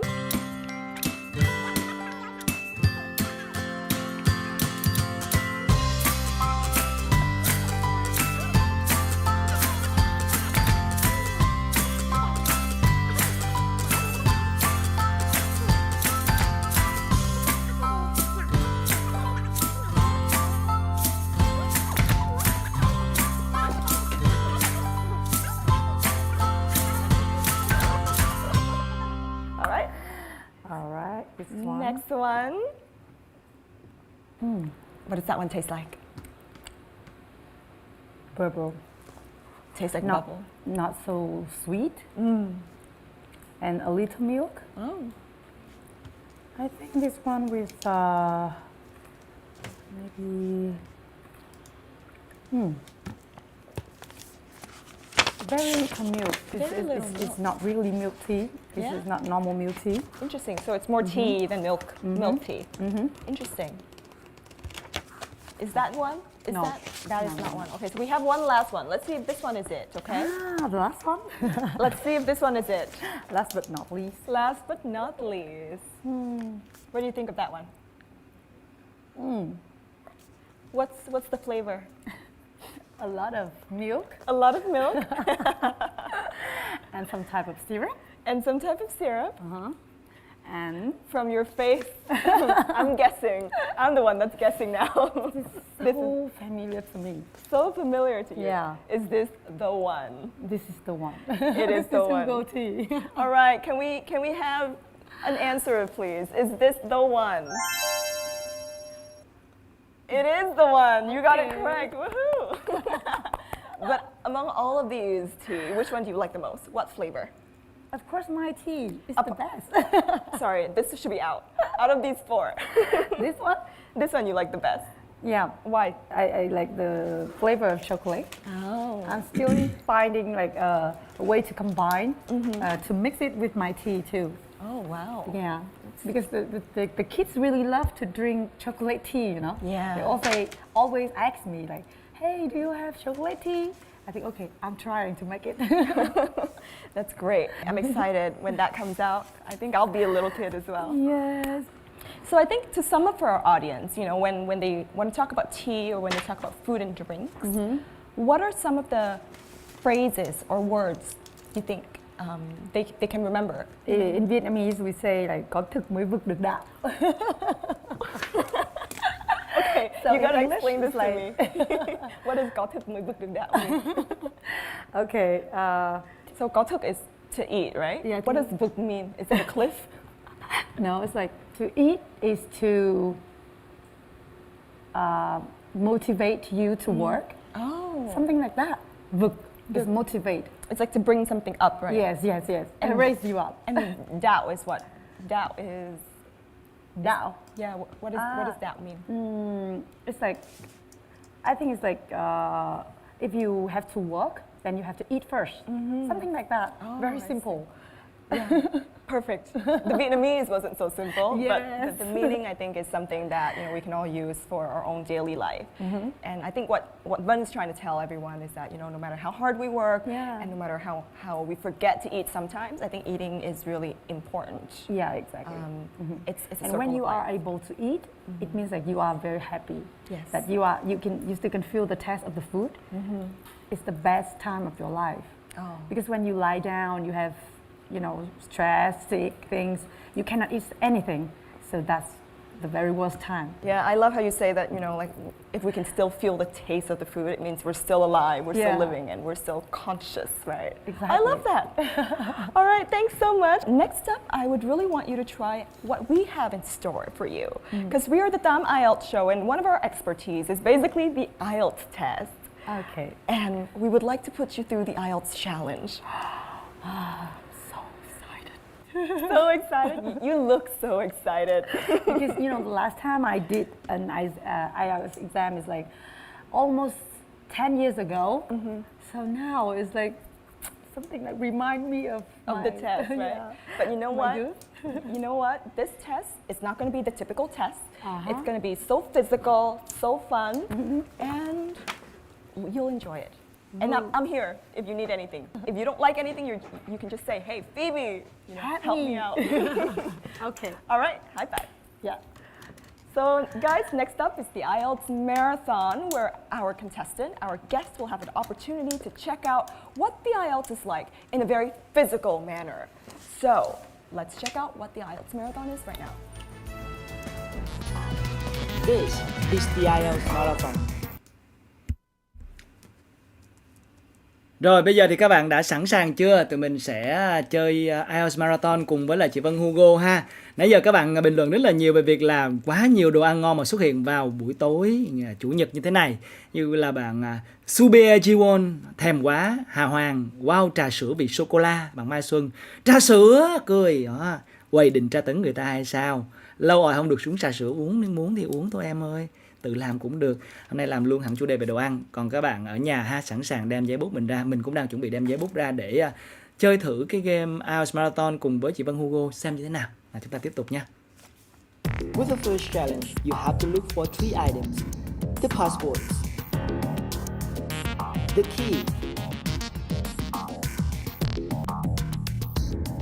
the confirmation letter. After that, you have to be ready for a perfect photo shoot.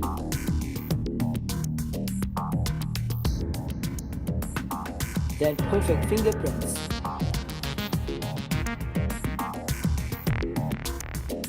Moving on, series of challenges will be ready for you at the monitor. And the last and surely the hardest one, you will have to hide away from the spotlight, collecting 6 characters, then form a word.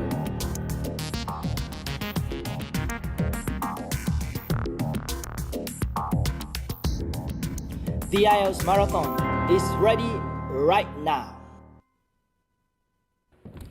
Welcome back to the studio, and we are here with the Tam IELTS Marathon Challenge, and of course our contender is no other than the fabulous Vân Hugo. Thank you. What have you done to prepare for this challenge? I just breathe. You I've just done nothing. Just breathing and doing nothing is the perfect preparation for this challenge, but not for the IELTS, guys. Okay. So we're gonna start off with the devil's place. Please stand here. Yeah. And then first you gotta close your eyes. Close your eyes. And let's have the mess ready. All right, 1, 2, 3. Open your eyes. Wow. That's your mess. Go. Find your 3 items. Oh my God.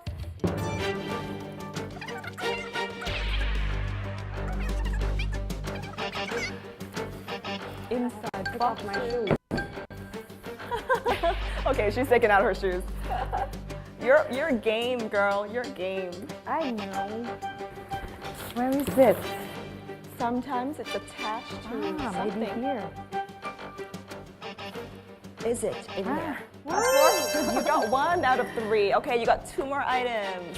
You still have the key and you still have the information letter. Yeah.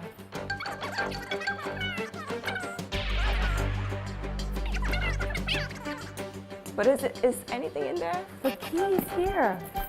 There you go, girl. You got 2 items out of 3. Okay, only 1 left. Now where can the information letter be? Where's it? The confirmation letter? It's a horrible mess Yes. because it's always impossible to maneuver.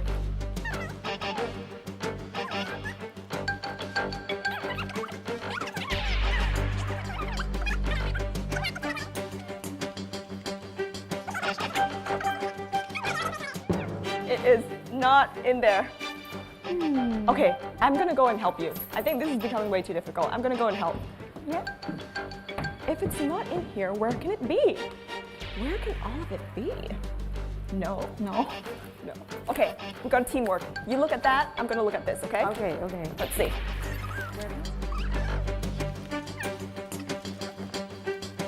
Where? Is it in here? Oh, Here, confirmation letter. oh, and it was there without her. Okay, yay. God. So we got the 3 items. Now you can move on to Okay. basically the photo shoot and fingerprint challenge. Maneuver around the mess. Okay. Ah. What the? Got 10 seconds. Careful.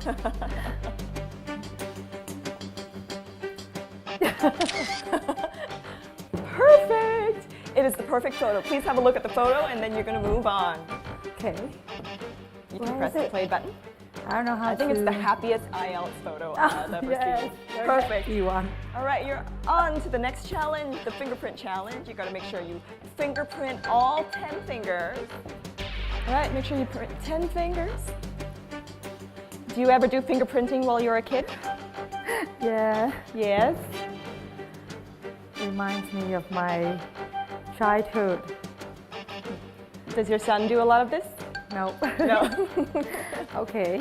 All right, dry your fingers. It is perfect, perfect. And then you're gonna go off to the next challenge. All right, we have the first challenge, and it is called the headphone challenge. Are you ready? May we have the sounds, please? You will hear a guide talking to a group of visitors to a farm. Welcome to the Fiddy Working Heritage Farm. This open-air museum gives you the experience of agriculture and rural life in the English countryside at the end of the 19th century. Now let me give you some idea of the layout of the farm. The building where you bought your tickets is the new barn immediately to your right. And we're now at the beginning of the main path to the farmland. And of course, the car park is on your left. The scarecrow you can see in the car park in the corner beside the main path is a traditional figure for keeping the birds away from crops. But our scarecrow is a permanent sculpture. It's taller than a human being, so you can see it from quite a distance. If you look ahead of you, you'll see a maze. It's opposite the new barn, beside the side path that branches off to the right, just over there. Maze? Is that? Is The G maze maze? is the G. It is absolutely correct. You're on to the next question, which is the answer sheet challenge. Okay, so this one I can see the Master Chief is wrong. Master Chief. Is this correct? It is absolutely correct. You're on to the next reading challenge. What I recommend is you read the questions first and then answer, and then read the paragraph. I just say true or false. True or false are not applicable, yes. Okay.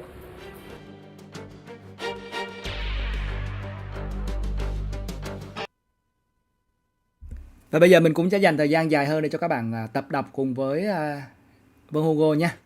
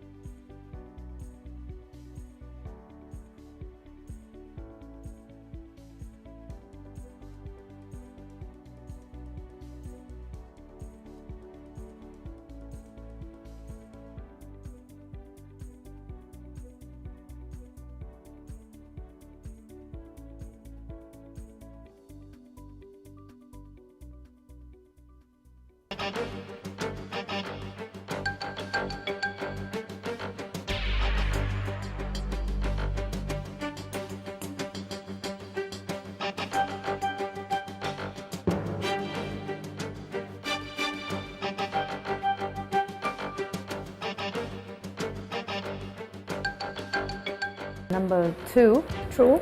Is that right? You're absolutely correct. And now you're on to the paraphrase challenge, and these 3 words, you just pick 3 words and find the synonym for them. 3 underlined words.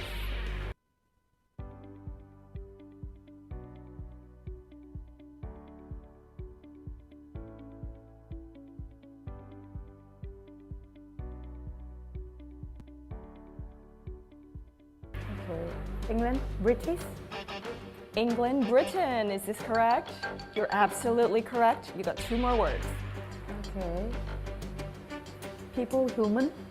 Human for people, absolutely. And you're done with 2 out of 3. 1 more. Raise, increase. To raise, to increase. Is this correct? All right, you're on to the next challenge, and it is the pronunciation challenge. And what you have to do is you got to read the paragraph, and our fantastic robot will tell you if you're on to the next one. So you got to get 1 sentence absolutely correct. All right. There you go. The tea with an amazing aroma tasted fresh and was absolutely delightful. It had a perfect mix of real tea and peach, sweet but not too sweet. This new and unique combination may completely replace lime tea. All right, system, do you accept that? Our system has accepted that. Congratulations, you're done with the sitting challenge. You've sat for too long, and now you got to come up here and stand with us. Thank you. Okay, so now that you've gone through, some of the IELTS experience, how was it different from your previous IELTS experience 10 years ago? It's totally different. Too different, right? Yeah. And of course, we have one more challenge for you, and it's going to be a little bit different as well. Okay. It's called the sneak of shame. You got to sneak around the light to find some letters and bring it up to us and form a whole word with it. It's going to be very easy. I think once you get the letters, you're going to know exactly what word it is. All right, so are you ready for the last challenge? All right. Okay, you're amazing. You're so awesome. Thank you. Okay, let's have the lights off, please. Alright, so we're on to the last challenge, and it's called the sneak of shame. In this case, you gotta sneak around the lights so that your shadow does not get into the light. Find the letters and bring it back and form a word. Are you ready? Okay, I'm ready. Okay, sneak of shame, lights off, please. Alright, so lights actually on. So just basically find the words. Now your hand can go into the light, just not your body. Oh, there you go, girl. Oh, be careful. Oh, one, you got two, okay. All right, catch that one, Yes. You go. All right. Okay, only one left. I have to wait. Gotta be careful, it moves.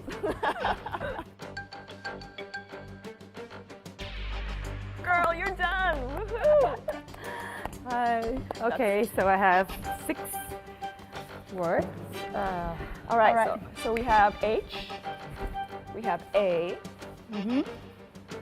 we also have C. What is this? CHA. What can this be? We have T. Can you hold this for me? So M. we have T.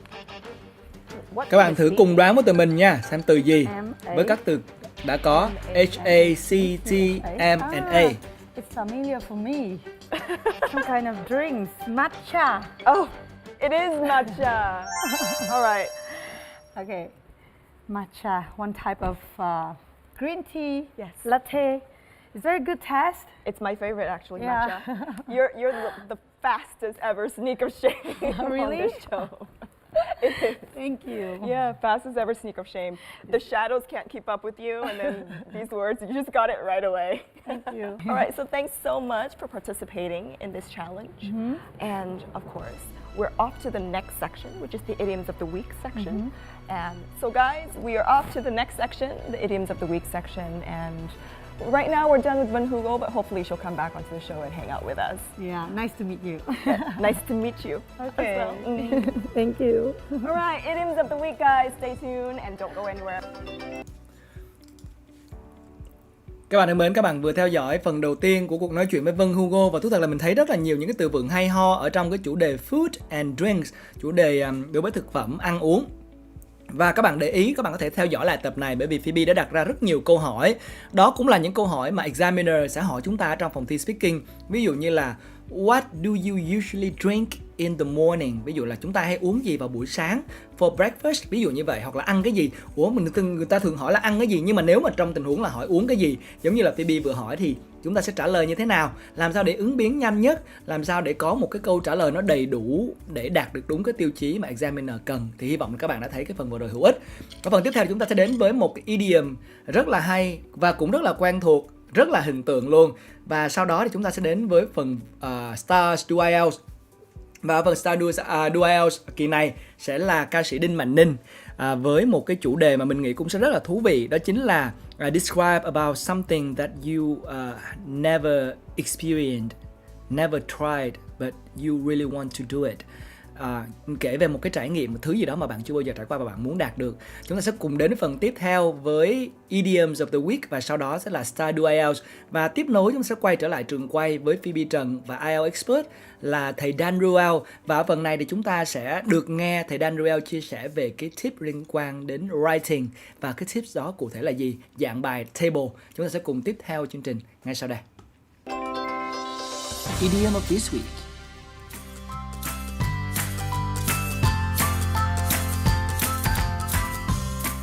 Apple of one's eye, a person that is adored by someone. For example, as the youngest person in the family, Na is the apple of her parents' eyes. Ready up next on Tam IELTS. Our talented singer Đinh Mạnh Ninh will come back to the IELTS real-time speaking test with his determination to do it better. And you're actually waiting for this amazing smile. Dan Reup, IELTS expert from British Council, will bring lots of useful tips to you on this show. You can't miss it. Next part comes right now. Welcome back to the studio, and of course, in order to help you with your IELTS study tips, we gotta find the experts that's going to give you all the insights into an IELTS examiner's mind when he speaks to you. So let's welcome once again Dan Reup to the studio. Hello again. Thank you, Dan, for coming. Let's talk a bit about your experience so far with the show. You know, how is it like for you being on the show? It's been very nice. I mean, I think the greatest part of the show is the interaction. So I've been, I'm a fan of the Facebook page, true story, and I've been watching some of the comments and some of the questions and the videos, and it's really nice to see people interacting and really practicing their English. Now, talking about the Facebook page, we actually have some questions sent to you. So let's read it, and then will you help us answer them? I'd love to. I'll try. All right. So the question is basically, what can I do when my mind is suddenly empty during a speaking exam? Okay, what do we do? I guess there's... Đây, cái câu này là cái câu mà rất nhiều người muốn hỏi. Đó chính là khi mà đầu mình bị đặt ra một câu hỏi trong bài thi speaking mà mình không biết nói cái gì thì mình sẽ làm gì? Thầy Tùng cũng đã nói một vài lần rồi. Bây giờ thì sẽ làm một cái lời khuyên khác từ chuyên gia của Hội đồng Anh là thầy Reup nha mọi người. Two things. So if your mind is empty because you don't understand the question, then it's perfectly okay to ask the examiner to repeat it. In part one, they can repeat the question. In part three, they can actually change the words and explain the question. What's a good way to ask the examiner to repeat the question? So for example, in part one, you could just say, sorry, could you repeat the question, please? Or sorry, I don't quite understand. In part three, you might say, sorry, what do you mean by that? Or can you ask it in a different way, please? And they'll ask a different way.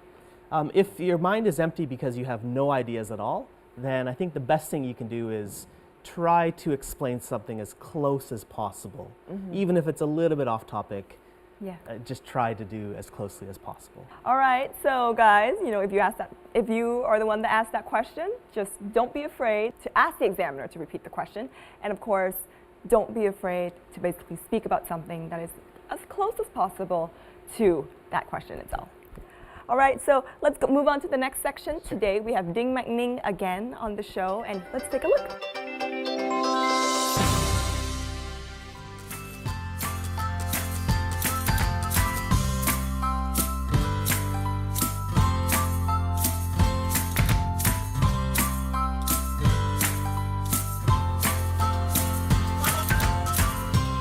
Good afternoon. Good afternoon. How are you? I'm good. How are you? May I see your ID card, please? Sure. Here you are. Thank you. Thank That's fine. In this first part, I'd like to ask you some questions. Did you go to high school near to where you live? Yeah. I went to high school about 10 years ago in my hometown. It's Bắc Giang. It's a small town near Hanoi, 60 kilometers from here. When I finished my high school, I came to Hanoi to start my college. What did you like about your high school? High school? That's the sweetest time in my life. Because I have friends. I have so many good friends there. I don't have to worry about anything in high school. I just try my best to learn and graduation my high school. Thank you. Thank you. Now I'm going to give you a topic, and I'd like you to talk about it for 1 to 2 minutes. Before you talk, you have 1 minute to think about what you're going to say. You can make some notes if you wish. Do you understand? Yeah. Here's some paper and a pencil for making notes, and here's your topic. I'd like you to describe something you don't have now, but would really like to own in the future. Yeah, sure.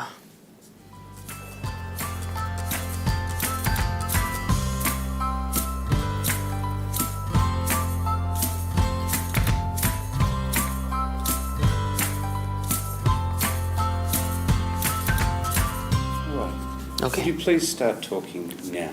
Yeah, sure. To describe something I don't have now, but I want to own in the future. I want a house. I want it since 2 years ago, and of course, I saw it many years ago. And while I would like to own it, I like to own a house for my family in the future, because you know that my biggest target in my whole life is just have a happy family. To get a happy family, I have to collect so many things. Just like a house for my own family, a car, enough money to don't worry about anything, to have a happy life Maybe I will buy a house. In my dream, I build a house in my riverside with my wife, my children. It's like a fairy tale. I love it. I want to have a happy life that start by a house. Thank you. Now, we've been talking about something you don't own but would like to own, and I'd like to ask you some more general questions about this. Could you tell me, in your country, what type of things do you think people most want to own? I think now the most thing that people want to own, that's high-tech productions, like a smartphone, like a camera, like a computers, or some kind of high technology car, something like this. Why do you think high technology products have such popularity? Because now is the age of high-tech production. You can see that so many people all over the world get crazy about this. They are looking forward to the high-tech production day by day. They want to own it. I don't know why, but the whole world is going with this. Thank you very much. That is the end of the speaking test. Thank you. All right, so what did you like about that performance? I think he really answered the questions directly. There were times where maybe he could have explained in a bit more detail, especially in part one, but I think all of his answers were right on target, exactly what the examiner was asking. There's one thing that he mentioned that I think can potentially be a common mistake for people. He said he wanted to own some high-tech production. Yeah. Now, what do you think about this? It's quite common. We call that word form. So for example, product, we also have production, produce, things like that. So it's very common because in Vietnamese often there's just one word form, whereas English we have different forms for different types of words. So I think the examiner can still understand the idea, but in terms of accuracy that could be considered a mistake. Right. So he should have said high-tech products instead of production. So let's see how you think he did. Okay. All right, Đinh Mạnh Ninh, how do you think you did on that performance? I don't think that is good as the first time I have the exam, that I'm not so confident about this. How many points do you think you got? Maybe 6. He said he got a 6. Do you think this is a fair score, or should he aim higher? I think maybe a little bit higher. The things he'd really need to do to get a 7 or higher would be to fully answer the question, so explain a little bit more, especially in his part 1. And also his vocabulary I thought was a little bit limited for these topics. But I think with a little bit of practice, I think he could go up to a 7 or even higher. So now that we've heard Đinh Mạnh Ninh, he did say something that's very important. One of the most common Vietnamese dream is to own a house, to own a car, to have enough money to go around. And all that comes with, it's very different from what it was in the past, because in the past, my grandparents' age, they wanted to make enough money to provide food for the family. So now, what do you think about the change? Why do you think there is such a change in Vietnamese culture? I mean, I think Vietnam as a country, it's developing so quickly. So compared to other countries, for example, Western countries, in the past they were also poor, but the development was over a much longer time. But I think Vietnam is seeing such a quick growth, and they're also very connected to the outside world. So I think those two things combined means people's ambitions are much higher than they used to be. Okay, so talking about globalization and how Vietnam has changed, the IELTS has been introduced and people are becoming a lot more familiar with the writing test. So to help them, we have the tips section, okay? So let's see what they have this time. Guys, next up is the tips and tips section, and you're gonna have a look at, we'll figure it out, so stay tuned.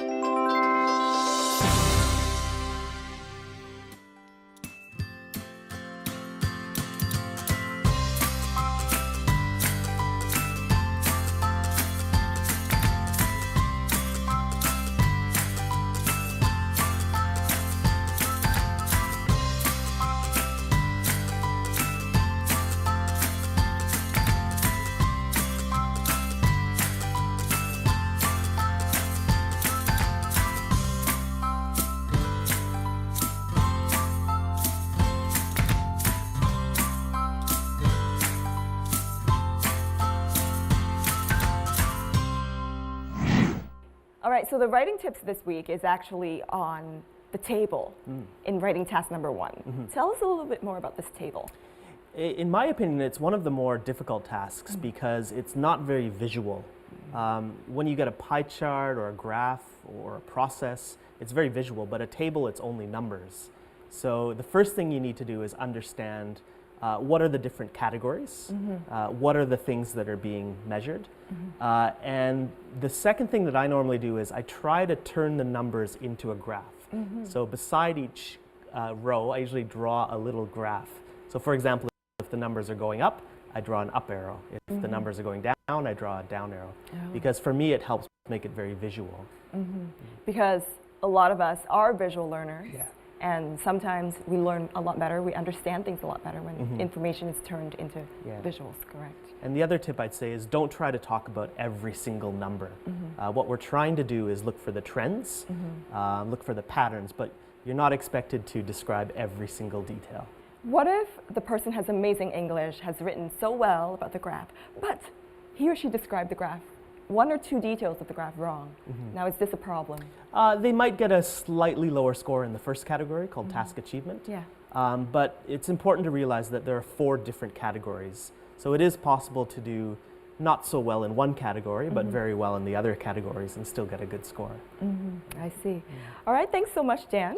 Those are some really good tips. So remember, when you tackle the graph, it is one of the more difficult sections, but don't be scared. You know, try to visualize the data that's on the graph, try to understand what are the sections of that graph. So we scour our Facebook page, our YouTube page every week, Dan. And as you know, we look for some of the best voices and some of the best videos every week. And this week we have a video for you again. So let's take a look. All right. Next up is our voice of the week. Stay tuned and see if it's you coming on this week. Good evening, everyone from Singapore. I'm Clara. You can call me Kelly as well. I'm in the last year of the academic of journalism and communication. So today I'm so excited to be here and share with you about my favorite restaurant. For myself, I love the restaurant on the street or street food. Why? I can list for you 10 reasons about your question. Firstly, when we go to the street and have the meal on the street, we can order many things, and the price it is much cheaper than the same food from the restaurant. So we can try or taste more kind of food. Why not? And the second reason, when we eating on the street, although sometimes it's quite dust and noisy because of many kind of traffic means. But anyway, we have the chance to discover the lifestyle of the local people. And the most special for me, when I go travel, I always prefer the street food tour to know more and more about the local people. Like right now, I have the time in Singapore and enjoy the Singapore cuisine. So thank you for listening, and now this is my time to enjoy the food I have ordered already. Thank you. Wow, all the way from Singapore. That's amazing. Yeah, and showing us a glimpse of her food as well. What did you like about that? She had a very well-organized description, very clear. The one thing I'd recommend is maybe her pronunciation. She often has chunks of words, so she'll say da-da-da, a little bit of a pause, da-da-da, da-da-da. So I think she should try and connect those words together into a full sentence instead of separate chunks. Absolutely, absolutely.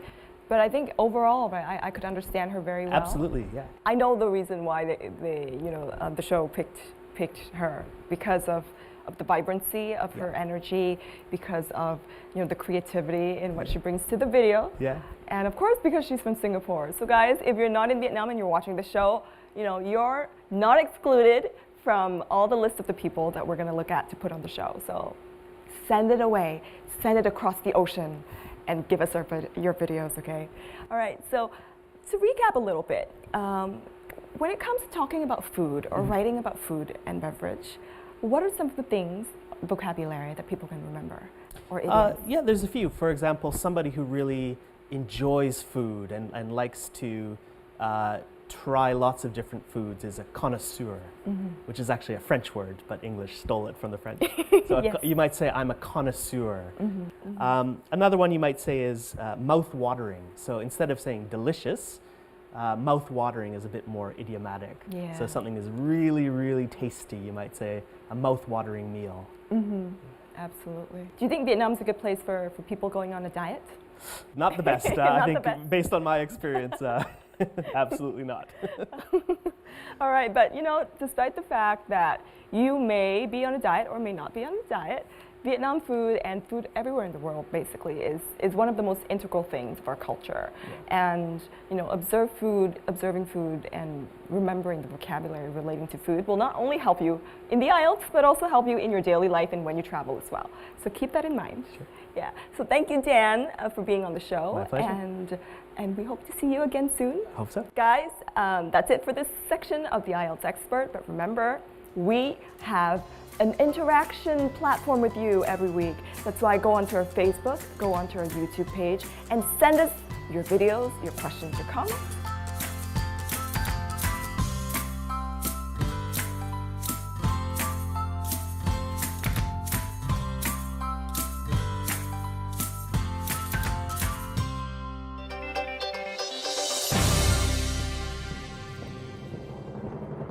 Coffee and tea and rice and everything nice, cakes and flowers and all the things that can be related to food. Food is definitely something that I love and I'm sure we all love, and it's also one of the favorite topics of the IELTS exam.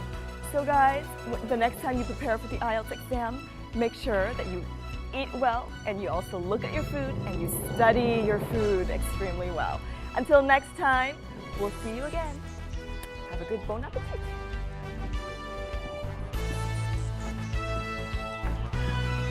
We're talking about food. Our whole crew has some food personalities. This is Tang, our producer, and his personality is salted vegetables. Oh, thank you. Thank you. He can be kimchi, he can be sauerkraut, he can be pickles. And why?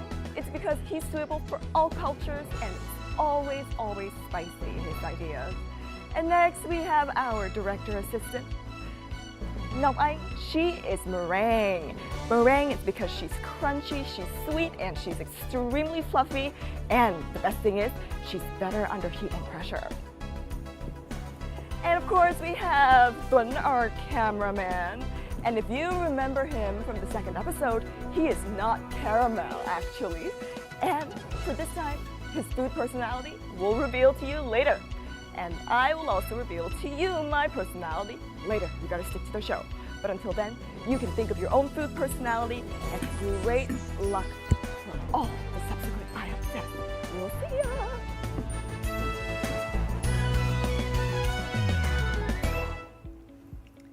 Chúng ta vừa theo dõi tập full cùng với Vân Hugo, và hy vọng là các bạn cũng đã thấy những gương mặt của chúng tôi từ những cái lúc mà còn trẻ, cái đây 5-6 năm về trước. Thầy Dan rất là giỏi và cũng đã chia sẻ với các bạn những cái thứ mà thầy đã tổng hợp lại trong cái hành trình đi dạy của mình, những cái tips liên quan đến writing rồi speaking, và những cái từ vựng cũng rất là hay ho, đúng không? Mouth watering, những cái từ như vậy sẽ rất là hay ho. Và các bạn có chắc là chưa biết, nhưng mà thầy Dan vốn là em trai của anh trai của Joe Tây á, cũng là một người Canada rất là thành công với cái khả năng là nói tiếng Việt. Và các bạn nếu mà chưa nghe thầy Dan nói tiếng Việt thì sẽ rất là bất ngờ, bởi vì thầy Dan nói tiếng Việt rất là hay. Chúng ta thử nghe thầy Dan nói tiếng Việt và thầy Tùng thì sẽ nói tiếng Anh như thế nào nha. Great teacher Dan. I just took the IELTS speaking test and I'm very apprehensive about it because I got this brutal stomachache while I was talking to the examiner, and I just do not know what my score will be. I mean, I've taken the test 8 times already. I cannot fail this time. Could you please look into the future and tell me what my score will be? Rồi, xem, để thầy xem nào. Tiếng Anh tốt như thế này thì chắc là ít nhất là phải 6 chấm. Oh, good. Sức khỏe béo tốt như thế này thì sức khỏe tốt thì chắc là phải 7 trở lên. Oh, yes. Cậu có xem IELTS FACE-OFF ở trên VT77 không? Oh, yes, I do. It's the second season of Tám IELTS, right? Đúng. Yes, I watch it every week. Thế tốt. Chương trình này tốt lắm. Xem nào. Thế chắc phải ít nhất là 8 điểm rồi. Oh man. Nhưng có một thầy IELTS expert tên là gì đấy? Tên tiếng Anh gì đấy? Dan. Mr. Dan Reup. Đúng. The really handsome one. It's my favorite. Đúng. I adore him. I apply everything that he teaches on the show. Tốt. Chắc là ít nhất là 8,5 rồi. Nhưng mà có một thầy giáo rất nổi tiếng là gì đấy, Đặng Trần Tùng hay gì đấy. Oh yeah, I know him. Thì nếu mà hỏi thầy đấy thì chắc chắn là được 9 luôn. Yes.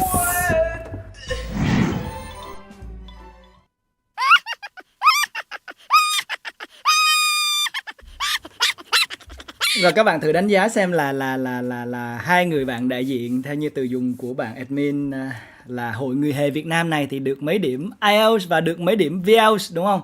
Rất là hay khi mà chúng ta hiểu được cái tinh thần của cái ngôn ngữ đó thì chúng ta sẽ giao tiếp một cách tự nhiên nhất. Và vừa rồi là một ví dụ chỉ có 1 phút thôi, nhưng mà hai người bạn rất là thân thiết của chúng ta, đó là thầy Đặng Trần Tùng và thầy Dan Reup, đều show cho chúng ta thấy là cái khả năng sử dụng ngôn ngữ của họ giống như là người bản địa vậy, rất là tự nhiên. Hãy giữ cái tinh thần này để cho các bạn có thể chinh phục được tốt hơn những cái mục tiêu về giao tiếp trong tương lai, và tiếng Anh chỉ là một phần trong số đó thôi. Cá nhân mình thì cũng đang quay trở lại cùng với những cái dự án ngoại ngữ khác nhau. Mình đang học tiếng Anh cùng với các bạn, cũng đang học trở lại tiếng Trung Quốc và tiếng Tây Ban Nha. Vì mình nghĩ là ngôn ngữ luôn luôn là một trong những cái thứ rất là cần thiết để cho bạn có thể có nhiều cơ hội hơn để tiếp cận với thế giới. Đó, cho nên là đừng ngại và học nha. Còn bây giờ thì chúng ta sẽ tiếp tục chương trình buổi tối ngày hôm nay cùng với cái kỹ năng listening. Chúng ta sẽ gặp lại cô Ly Chi và cô Hồng Ngọc với chuỗi IELTS Master và cùng khám phá dạng bài listening với cái dạng bài cụ thể hơn, đó là điền vào chỗ trống. Nó có đáng sợ hay không? Chúng ta sẽ cùng theo dõi ngay sau đây.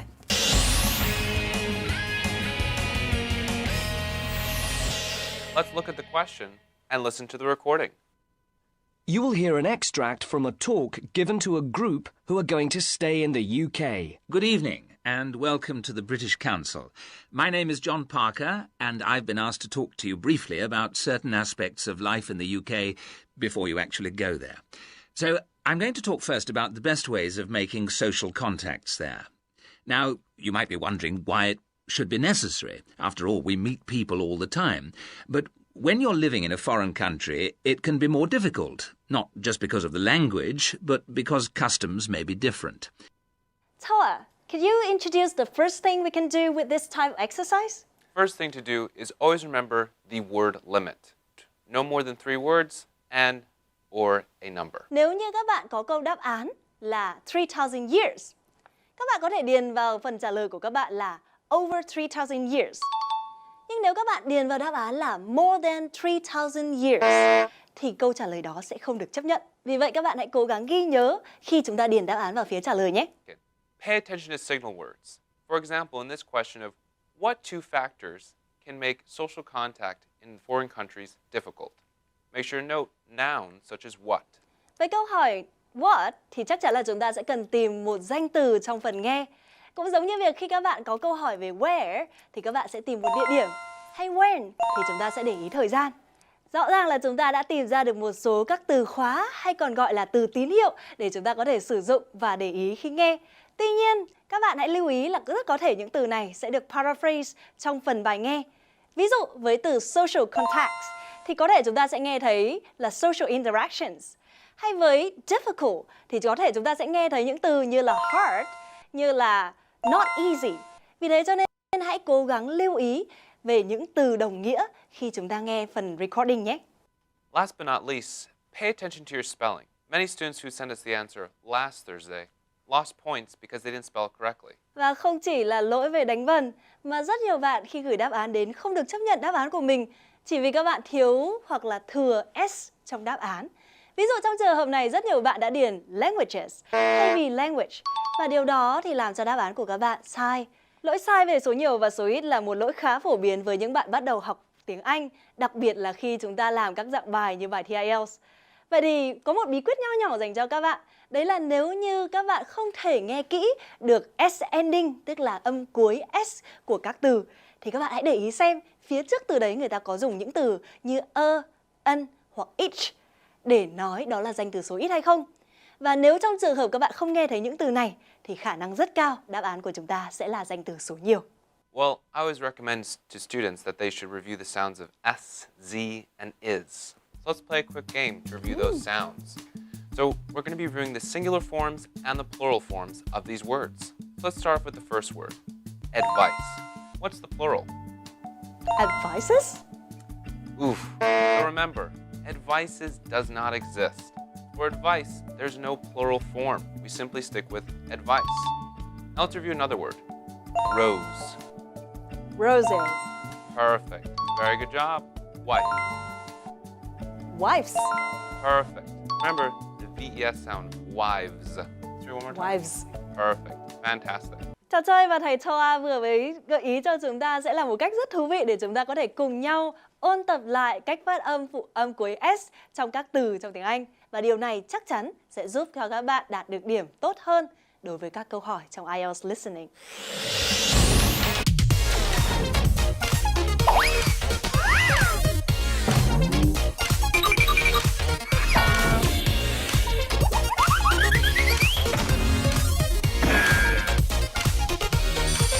Now it's time to study IELTS. Vừa rồi chúng ta đã vừa đến với một cái bí quyết rất là nhanh để không có sợ cái dạng bài điền vào chỗ trống nữa. Và các bạn theo dõi cái show này thì các bạn có thể theo dõi lại livestream này bất cứ lúc nào, để những cái chỗ nào mà mình xem qua mà mình bị bỏ lỡ thì chúng ta có thể xem lại cái livestream này để các bạn có thể bổ sung cái phần kiến thức đó dành cho mình nha. Còn bây giờ thì chúng ta hãy thử nhìn sang bên này của tôi. Đây là một trong những cái logo rất là quen thuộc. Theo các bạn thì đây là logo của cái gì? Nhìn vào đây thì chắc chắn mọi người đều biết đây là logo của Marvel, đúng không? Một cái vũ trụ Marvel. Thì có rất là nhiều những cái nhân vật siêu anh hùng, hay còn gọi là siêu anh hùng của DC. Vậy thì những cái lý do tại sao mình lại giới thiệu với các bạn cái logo này, bởi vì đôi khi là chúng ta sẽ học được rất là nhiều những cái từ vựng hay ho từ những cái phim, từ vũ trụ điện ảnh, từ những thứ mà các bạn tiếp cận mỗi ngày. Vậy thì cái từ vựng mà liên quan đến Marvel này là gì? Mời các bạn hãy bước vào thế giới của vũ trụ Marvel trong từ vựng với đàn Trường Tùng ngay sau đây.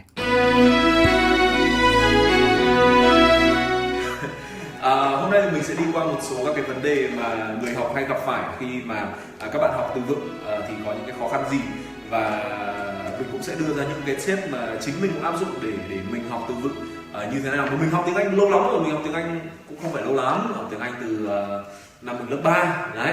Nhưng mà nghiêm túc thì chắc là từ năm lớp 6, nên là mình có rất là nhiều các kinh nghiệm làm thế nào để chúng ta củng cố cái vốn từ vựng, làm thế nào để chúng ta khủng hơn.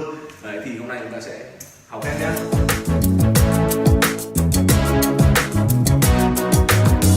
Các bạn thấy là bên này mình đã chuẩn bị một phần chia sẻ từ vựng sẵn rồi, đúng không?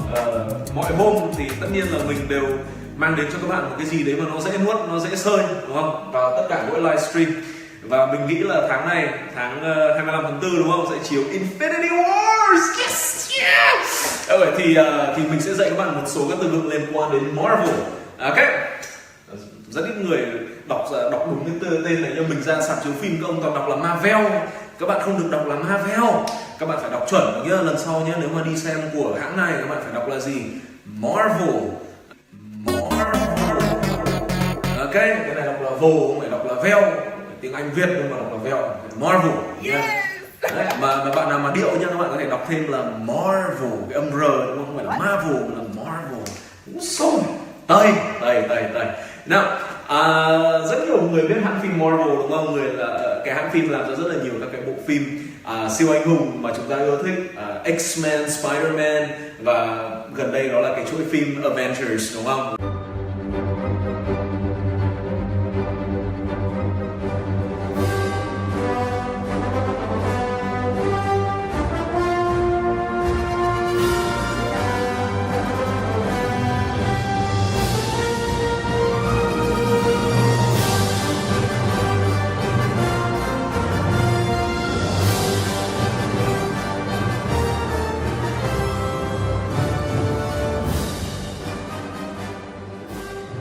Nhưng mà rất ít là ai biết cái ý nghĩa của cái từ Marvel nó có nghĩa là gì. Cái từ Marvel là một trong những cái từ mà hay nhất trong cái quyển từ điển luôn, nói thật với các bạn luôn. Hay bởi vì là ý nghĩa nó hay, mà cách dùng nó rất là đơn giản. Okay? Đầu tiên thì chúng ta sẽ có danh từ Marvel.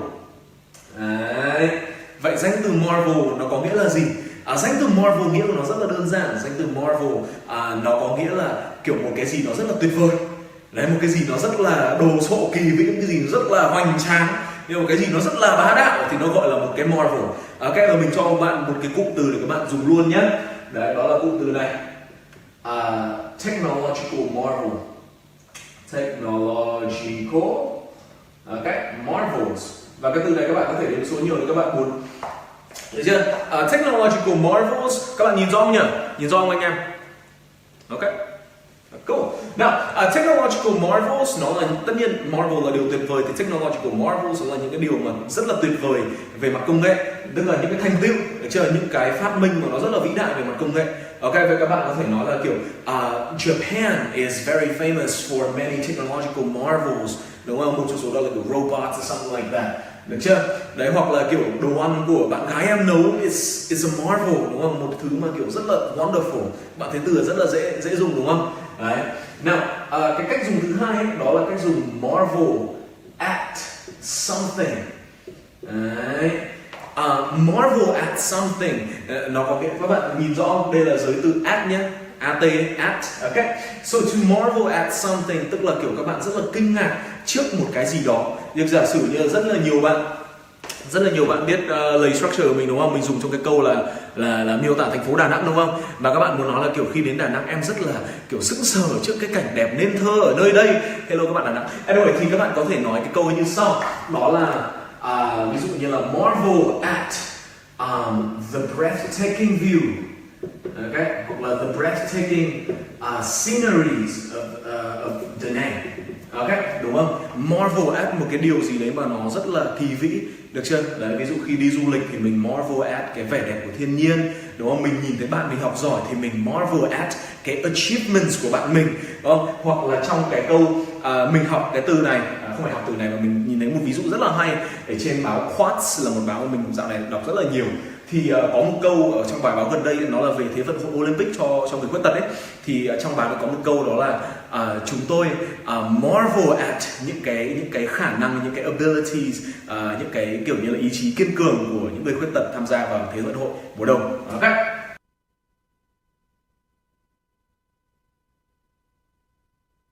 Và cuối cùng các bạn có danh từ marvel đúng không? Một điều kỳ diệu. Marvel at tức là kiểu rất là sững sờ trước cái điều kỳ diệu đấy. Và tất nhiên chúng ta có dạng cuối của cái này rồi, danh từ này, động từ này, bây giờ là tính từ nhá. Đó là tính từ marvelous với cái hậu tố đó là ous, được chưa? Marvelous này, mình cho các bạn xem nhìn chữ mar nhé. Đây là cái. Ok, so marvelous đây là một cái tính từ mà nó mang nghĩa chỉ đơn giản là wonderful. Ok, vậy các bạn có thể nói là kiểu ôi giọng anh ấy thật là marvelous, hoặc là kỹ năng nấu ăn của anh ấy thật là marvelous, đúng không? Tôi ăn ở cái nhà hàng đấy và the food was marvelous. Ok, nó rất là dễ dùng, cái từ này cực kỳ là dễ dùng luôn, đúng không? Vậy chúng ta hãy cùng đi qua ba cái từ hôm nay mà chúng ta nghiên cứu nhé. Thứ nhất đó là danh từ marvel. Ok, hãng phim này mang nghĩa là những điều tuyệt vời, những điều kỳ vĩ, đúng không? Và mình dạy các bạn một cụm từ rất hay đó là technological marvels. Ok, những cái điều kỳ diệu của công nghệ, technological marvels. Đếm được nhé. Thứ hai đó là động từ marvel at something, tức là mình rất là sững sờ, mình rất là kiểu kinh ngạc trước một cái gì đấy nó hay. Được chưa? Giả sử như chúng ta có thể nói là khi đi du lịch, mình marvel at the breathtaking sceneries, mình marvel at the beautiful nature. Được chưa?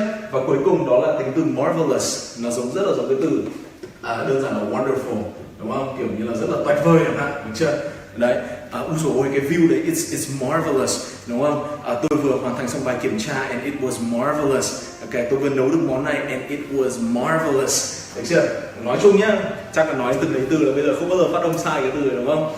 Mar, không phải veo nhá, mar gì? Marvel.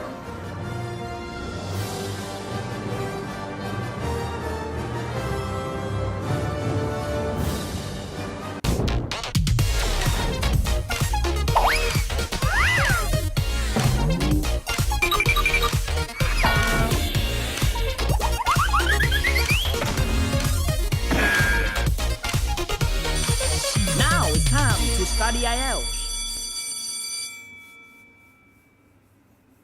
Các bạn thân mến, chúng ta lại tiếp tục cùng với Now it's time to study IELTS, là một cái khung giờ để cho tụi mình học tiếng Anh cùng với nhau thông qua những đoạn video mình tổng hợp thành một playlist vào mỗi buổi tối.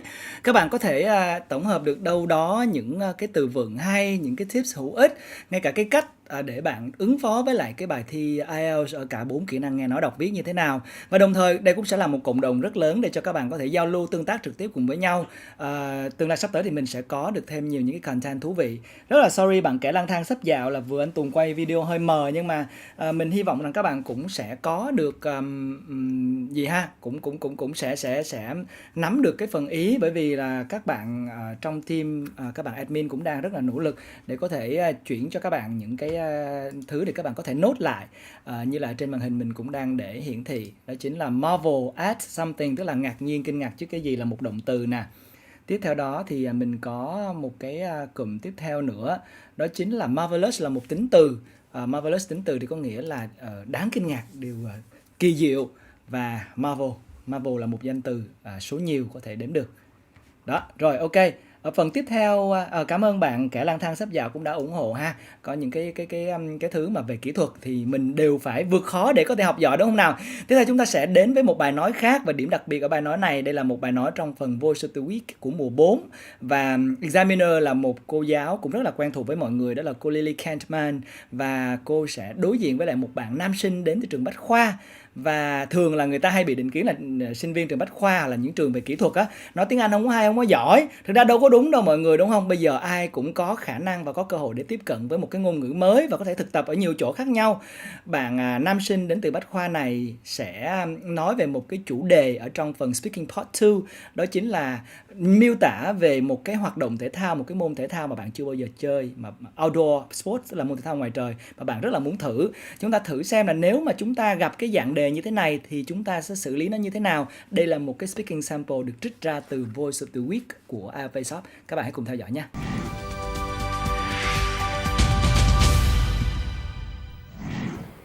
Hey Trang, welcome to this IELTS speaking practice test. Yes, Great to nice be to talking to you today. Yes, nice to meet you. Yeah, lovely to meet you too. So in this first part, I'd like to ask you some general questions about yourself. Yes. Let's talk about cities. Oh. Do you like the city that you are living in? Well, of course I do. Uh-huh. I was born and raised in Hanoi, and there are a lot of reasons that I love living here. Uh-huh. Well, firstly, Hanoi is very well known for its tourist attractions. Okay. And secondly, Hanoi is one of the best bustling city in Vietnam. And therefore, there are lots of entertainment centers that I would love to hang out with my friends and families at the weekend, so that I can relax after long hours of hard working. All right, let's move on now to part 2 in the speaking test.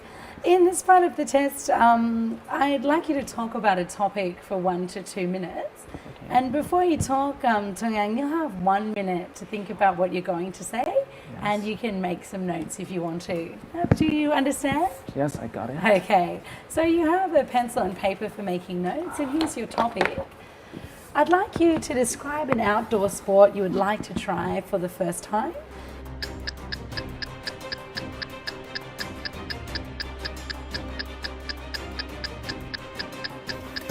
All right, so remember you have 1 to 2 minutes for this, so don't worry if I stop you. I'll tell you when the time is up.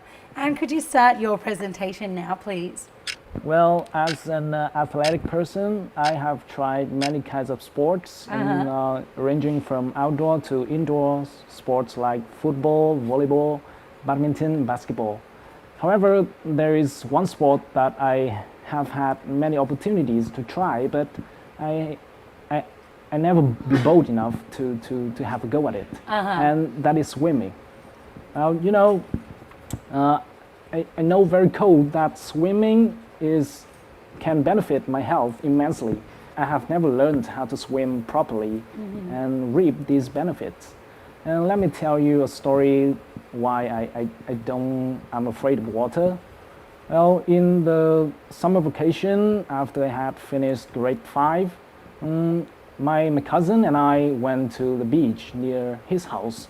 And I was so excited that as soon as seeing the seashore, I jumped right into the water, regardless of my cousins' warnings about the big waves were coming. As a result, I fell down and lying entirely under the water.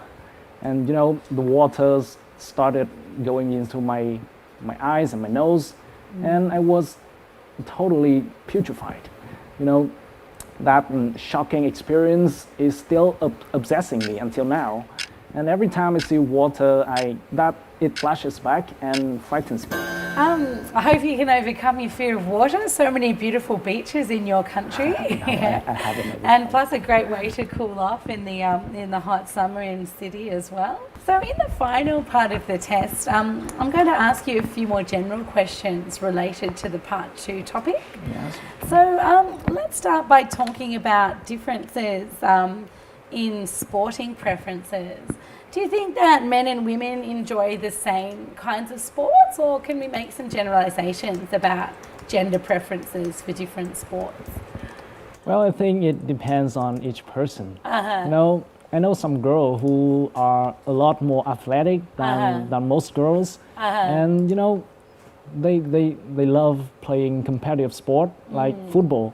Okay. And some of my friends who are girls, they play football together every week, and you know, I have come to see them play for several times, and I was totally stunned.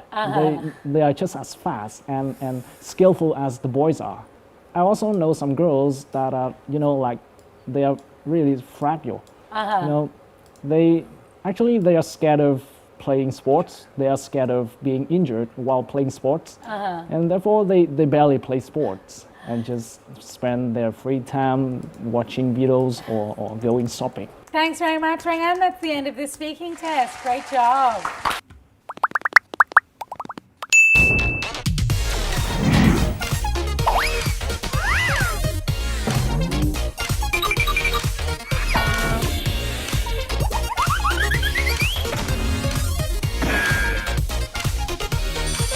Now it's time to study IELTS. Các bạn thân mến, chúng ta đang quay trở lại cùng với It's Time to Study IELTS. Vừa rồi đó là một cái bài thi nói của một bạn nam sinh đến từ trường Bách Khoa đã apply để trở thành Voice of the Week và đến với trường quay. Hy vọng rằng trong mùa 10, mùa 11 sắp tới thì tụi mình cũng sẽ có cơ hội để chào đón các bạn quay trở lại trường quay của IELTS FACE-OFF để đến với những bài thi nói. Ít nhất là trong cái video vừa rồi, trong ví dụ vừa rồi thì các bạn cũng đã hiểu được thêm là những cái câu nói nào, những cái câu hỏi nào sẽ có khả năng được hỏi ở trong phòng thi, và bạn thí sinh của chúng ta cũng đã rất là tự tin để có thể trả lời những cái câu hỏi được đưa ra bởi giám khảo Lily Kentman. Và ở đây thì admin cũng đã hiển thị lên một cái từ, đó là từ fragile, tức là vulnerable, mà mình nghe ở trong video vừa rồi thì bạn thí sinh của chúng ta phát âm sai đó. Đó cũng chính là lý do tại sao mà admin chắc cũng để cái từ này để cho mọi người có thể hiểu rõ cái từ fragile. Nó hay xuất hiện ở trong mấy cái hộp á, và ở mấy cái hộp này thì nó hay có hình cái ly, và ở trên nó có ghi chữ fragile, tức là dễ vỡ. Và ở đây thì có nghĩa tương đồng với nó, một synonym của nó ở đây admin đưa ra là vulnerable, tức là mong manh, dễ vỡ, hay là một từ khác mà ở trong nhóm kỹ thuật hay dùng đó là dễ bị tổn thương. Ok, còn bây giờ thì ở phần tiếp theo thì mình lại tiếp tục bổ sung từ vựng cho các bạn. Có một thứ mà rất là nhiều musketeer, rất là nhiều các bạn ở trong crew luôn luôn khuyến khích các bạn là để học tốt và học giỏi tiếng Anh á, thì tụi mình phải bổ sung thêm nhiều từ vựng bằng cách là nghe thông qua nhiều môi trường khác nhau. Cái video sau đây á, thì sẽ đến từ một tập của IFO News, tức là học tiếng Anh thông qua những cái current affairs, là những cái vấn đề thời sự. Và có một trong những cái vấn đề mà chắc chắn các bạn cũng sẽ có khả năng bị hỏi ở trong bài thi IELTS, đó là cái vấn đề này nè các bạn. Đó, các bạn có thể nhìn thấy ở đâu. Đó, vấn đề này. Domestic violence. Thì domestic violence tức là bạo lực, bạo hành gia đình á, thì nó là một vấn đề như thế nào? Khi mà mình được hỏi về những cái vấn đề xã hội như vậy thì cái kiến thức của mình thông qua những cái cơ hội mà các bạn tiếp cận với lại thông tin như thế này, thông qua tiếng Anh và lại có cả bảng phụ đề cả tiếng Anh tiếng Việt nữa, thì các bạn sẽ học được rất là nhiều từ vựng cũng như là hiểu được về cái khái niệm này, cũng như là mình mở rộng vấn đề ra sao. Chúng ta sẽ cùng đến với IFO News với phần phụ đề cả tiếng Anh và cả tiếng Việt với Thanh Vân và Thu Dương. Hãy chuẩn bị sẵn sàng giấy bút để ghi lại những từ mà các bạn nghĩ là thú vị nha. Không thì anh làm gì? Thách! Tao cho mày biết tay. Ôi em xin anh, em không dám như thế nữa, em xin anh. Thách!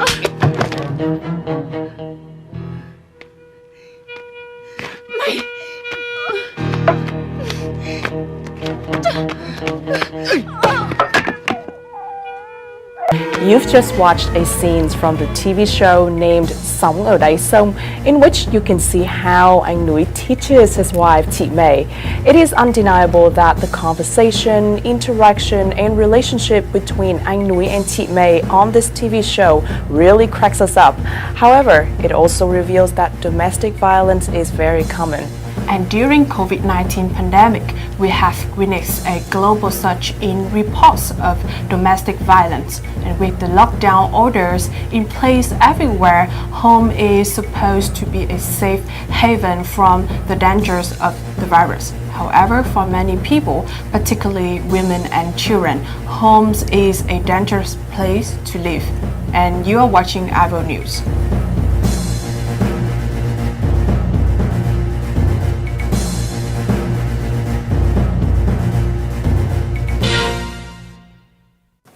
Welcome back to IFO News. We are Thu Dương and Thanh Vân. Like Vân mentioned earlier, the global lockdown and restrictions on movement have made domestic violence more frequent, more severe, and more dangerous.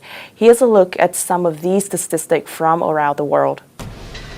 The French government has offered to put victims of domestic abuse up in hotel rooms and finance pop-up counseling centers in grocery stores after reports of abuse jumped by 36% since the lockdown began. 2 women have been murdered. India saw the number of abuse cases double in the first week of nationwide movement restrictions. In Australia, internet searches for domestic violence support networks rose by 75%.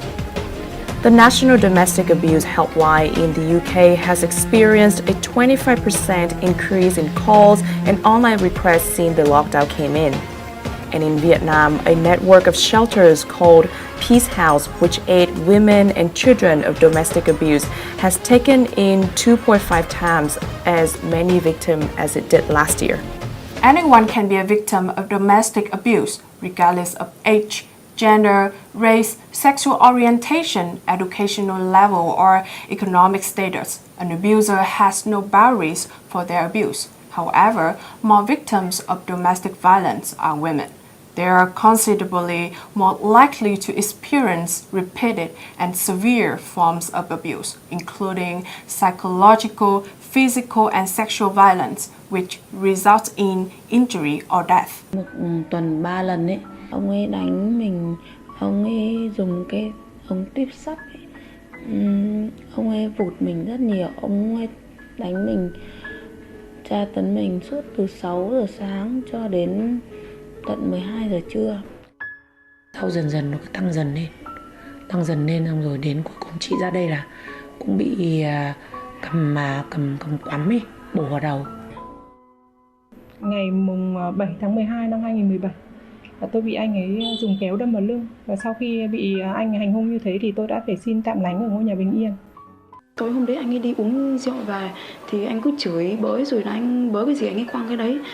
Cái cháu nó còn ngồi, nó sợ nên nó ngồi xuống góc giường thì là bố mới cầm cái bình nước nọng ấy, bên ném vào hai cháu thì em mới thấy vậy, em chạy ra em ôm cái hai cháu thì cái bình nước nó lao tới rồi, em quay lại em ôm cái bình nước ấy thì nó vỡ, nó chọc ra thì bắt đầu từ trán này chảy xuống, chảy máu xuống và đến tay, nó thành một vết sẹo này. For women who are victims of domestic abuse, the COVID-19 lockdown has suddenly left them locked up. There are 2 reasons to explain. The first reason is social isolation. This has created a perfect condition for abuser to abuse their partner by isolating victims from their friends, family, and any outside contact. Abusers are able to terrorize and control the victim's entire environment. Secondly, economic anxiety and growing unemployment caused by COVID-19 has exacerbated domestic violence. Many men are taking their frustrations and anger out on their wives due to financial stress. Being jobless is a factor that threatens men's sense of masculinity as they perceive themselves as failing to provide. This makes abusers respond with violence to regain the sense of power and control in their relationships. Enforced lockdown has provided a no-way escape situation for victims. There is literally no place to go and no one to seek help from.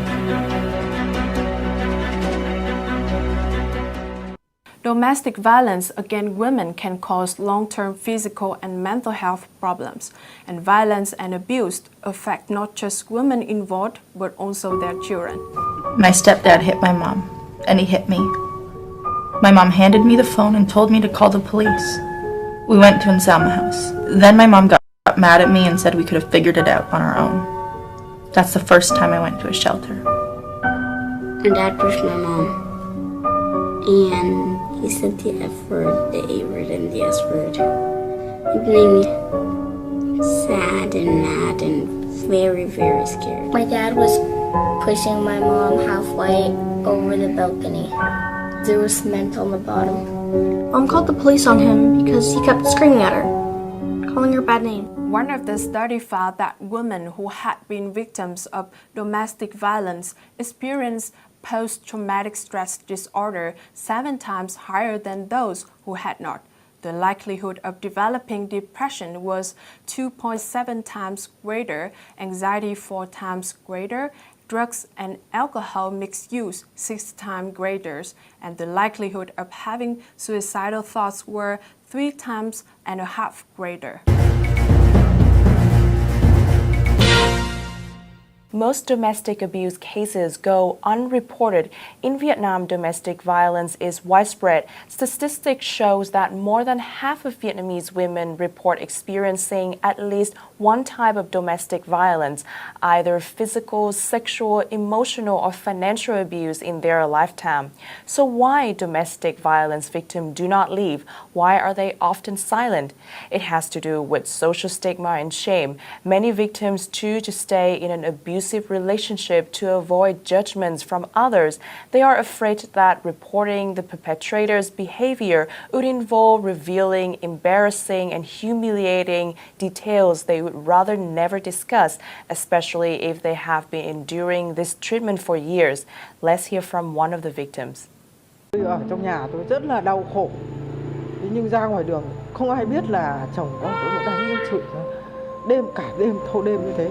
Kể cả đến anh em ruột nhau đến giờ phút này nhiều lần mọi người có chắc là tại làm sao như thế mà không nói, nhưng mà bảo thôi bây giờ nói ra để làm gì, nói ra để cho mọi người cười, tôi xấu hổ, tôi không dám đi đến đâu cả, tôi không dám kể cả cháu ngoại nhà tôi cũng không dám vào nhiều, tôi xấu hổ lắm. Also in Vietnam, women often put their children first, sacrificing their own safety. They would rather live with bad spouse in order to maintain a family for their children. And I could say another reason victims often remain silent is due to societal acceptance of domestic violence. Let's go back to the story of anh Núi and chị May. Reading some of the comments in the comment section, it is easy to spot how tolerant of domestic violence people are, considering slapping and beating chị May is an appropriate way to rectify an insolent wife. It looks like in a certain situations, domestic violence is societally accepted.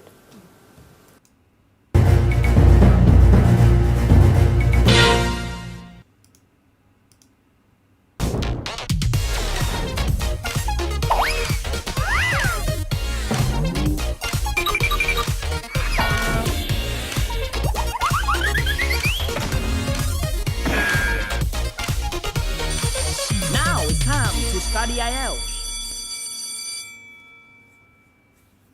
Các bạn thân mến, vừa rồi chúng ta đã vừa mới xem IFO News cùng với Thanh Vân và Thu Dương với một chủ đề mà mình nghĩ nó cũng khá là hay và thú vị, mà chủ đề khá là nhạy cảm liên quan đến bạo lực gia đình. Chúng ta vẫn chứng kiến nó ở đâu đó, có thể là trong cuộc sống của chính chúng ta, nhưng mà đã bao giờ chúng ta phân tích nó ở cái góc độ của một người trưởng thành và có hiểu biết hay chưa? Thì đó cũng chính là mục tiêu mà IFO News cũng mong muốn mang lại. Và mình thì thú thật là không biết là Dương và Vân có đang theo dõi show không, nhưng mà rất là mong hai bạn sẽ quay trở lại. Bởi vì đối với cá nhân mình đánh giá IFO News là một trong những cái series rất là tâm huyết của cả hai bạn, và với mong muốn là chúng ta sẽ nói không với tin giả, và mỗi một bạn trẻ Việt Nam không chỉ là kiến thức, không chỉ tiếng Anh, mà các bạn còn học được thêm nhiều những cái vốn sống, nhiều những cái thông tin xung quanh mình một cách hữu ích nhất. Và IFO News cùng với đội ngũ team IFO rất là vui khi mà được các bạn quý mến và trân trọng và học cùng với chúng tôi.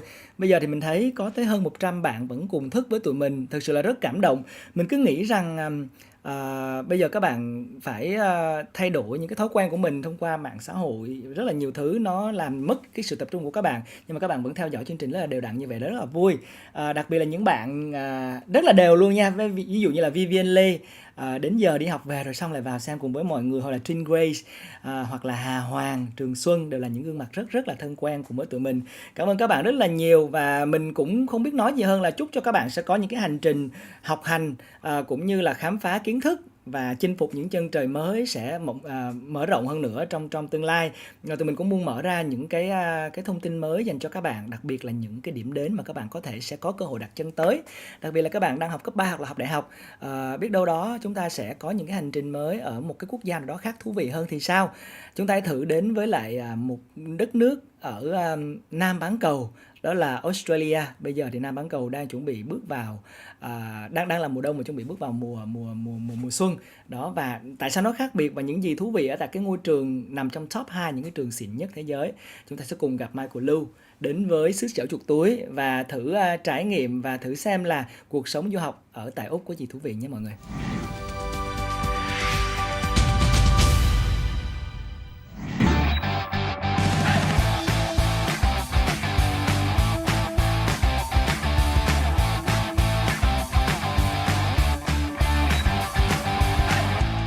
Aye, it's your Captain Michael Lu for Flight Oz 101, and today we're in Parramatta in Western Sydney. Now this is a highly multicultural area with over 100 different languages spoken here.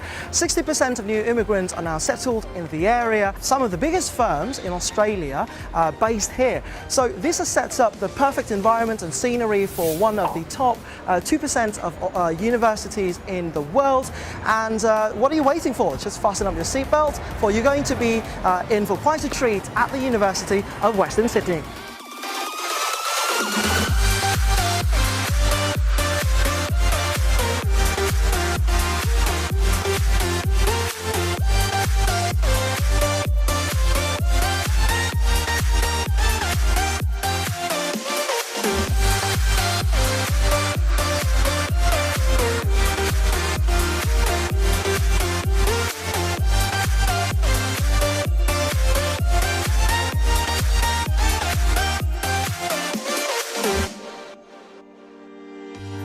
I was admiring the beautiful architectural structure of this building. What makes it so cool is that it's actually built vertically instead of being built horizontally. Now what does this do? This actually helps students studying here familiarize themselves with the corporate world, with the corporate setting, so that they will find themselves right at home later on in their career.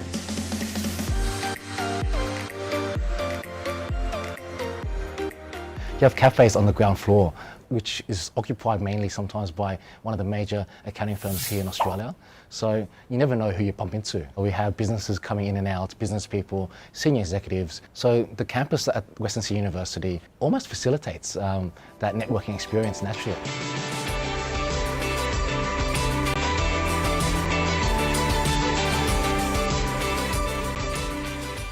With today's fast pace of change, you need a business degree that will keep up. Western's business courses are designed with the modern business world in mind. Studying business in the heart of Australia's third largest and fastest growing economies in Australia puts their students in the epicentre of the infrastructure and jobs boom. Nice. Look at this beautiful piece of art right here. It's pretty hard to believe that such an amazing piece of art could be created completely by this 3D printer. Now, the university has invested over $4 million into technological advancement and infrastructure here. So what a great, feeling and experience it is to be part of something that feels like the future is right at your door. Western Sydney University has incubated talented graduates who have gone on to impressive careers with companies like Google and Tesla. Like them, you will have endless opportunities available to you at Western with industry-leading ICT facilities where students can experience virtual reality with Liquid Galaxy, Google Cardboard and Oculus Rift. They provided an environment to work with the clients, the real client from a different organization to build a project. And that's why we connect with the clients, we build our network for a better future. One of the things I love the most about being the host of this show is the fact I can cosplay, and today I get to cosplay as a robot scientist. Now, right here we have a very cool robot, and a very cool guy can function this. So, can you show me how this amazing equipment of yours works? Yeah, sure. Oh, wow. Well done. Thank you. Awesome team player. How awesome, right? So, you know, you must feel very inspired now as mechanical engineers. Western's programs are at the forefront of Australia's education, research and development. Engineering courses enable students to engineer solutions to global challenges of the future through an array of study areas. Western Sydney University Civil Engineering is ranked in the top 75 worldwide. The Solid Car team has won the American Solid Challenge, becoming Australia's first team to win the competition.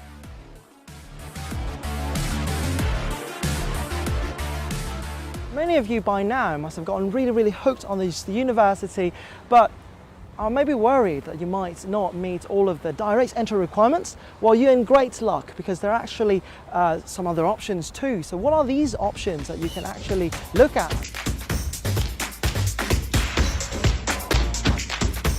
The first option is right here in Parramatta at Western Sydney University International College, who offers 7 different foundation and diploma courses that help you reach your dream of becoming a Western student and your future career. These gear you up with necessary skills for tertiary education in Australia.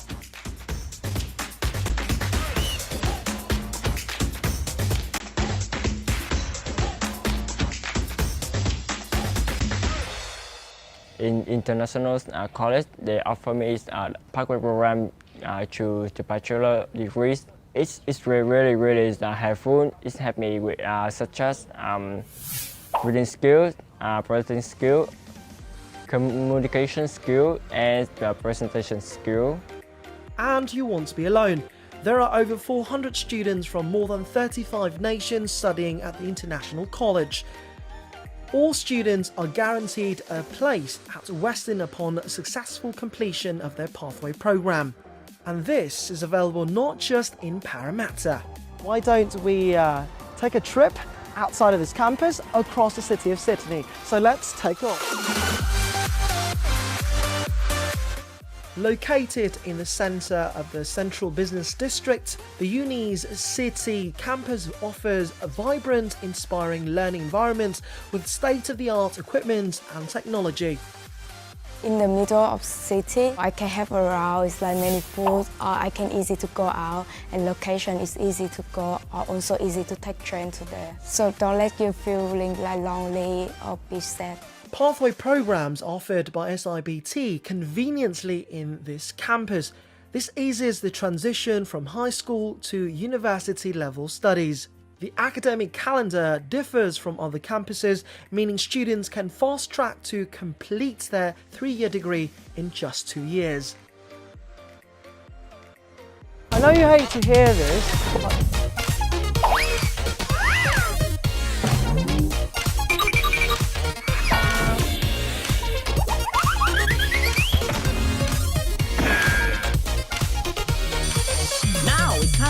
Study IELTS.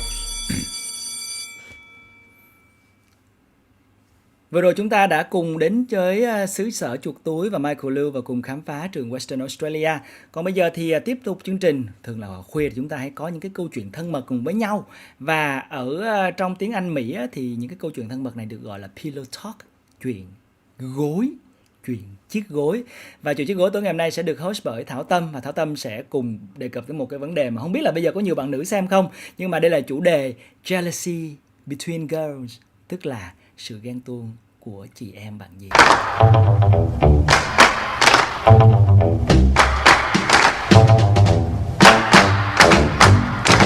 Pillow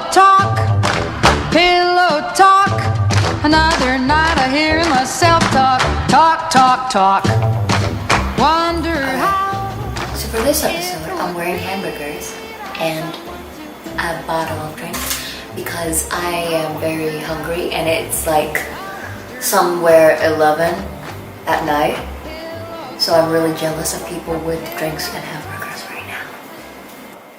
Welcome back to IELTS Pillow Talk, a new segment dedicated entirely to our viewers who are very looking forward to relaxing at night to my voice and my ridiculous headdress.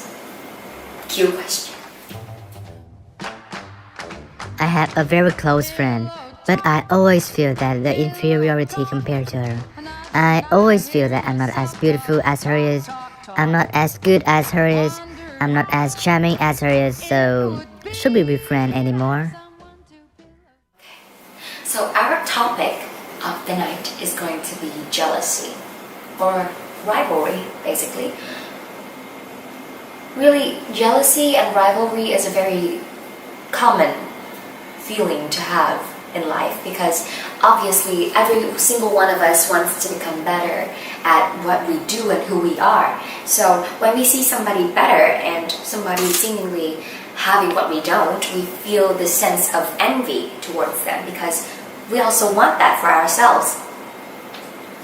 And that sometimes it serves as encouragement and it serves as this push forward for us to become better people. But on the other hand, it could also be this sort of negative thing that affects you and it makes you feel down and it makes you feel like disheartened and all that. Generally, jealousy is perceived very negatively. So it's commonly seen as a bad thing. When you're with friends, especially close friends, and you feel a sense of jealousy, there must be a sort of miscommunication between you and your friend.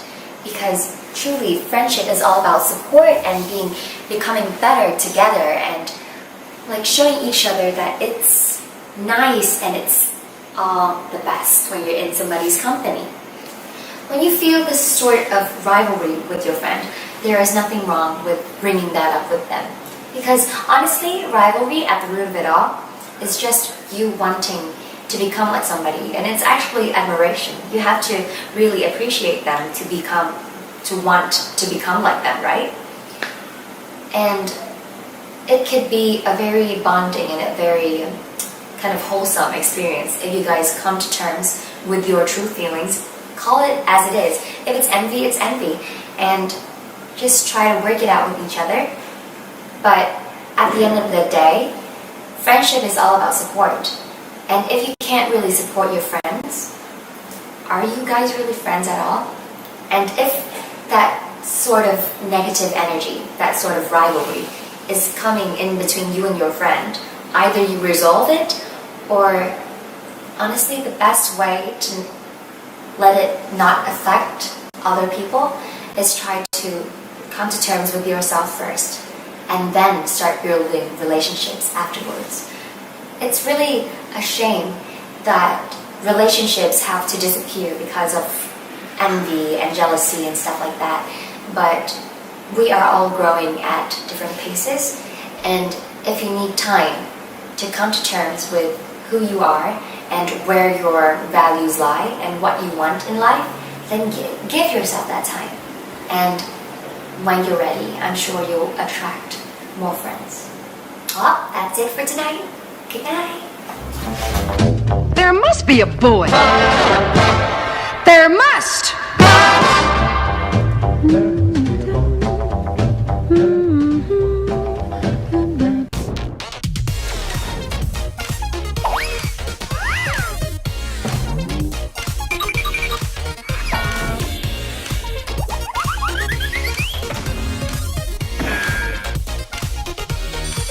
Now it's time to study IELTS. Các bạn thân mến, chúng ta đang quay trở lại với Now It's Time to Study IELTS. Bây giờ mới có 11 giờ kém 10 thôi mà mọi người đã than đói quá trời rồi. Học chút xíu nữa rồi tụi mình sẽ đi ăn cái gì đó ha. Tưởng thưởng cho mình một cách rất là xứng đáng, bởi vì mình đã có một buổi tối học hành rất là ấn tượng từ 8:30 cho đến bây giờ mà vẫn còn tiếp tục chăm chỉ học hành.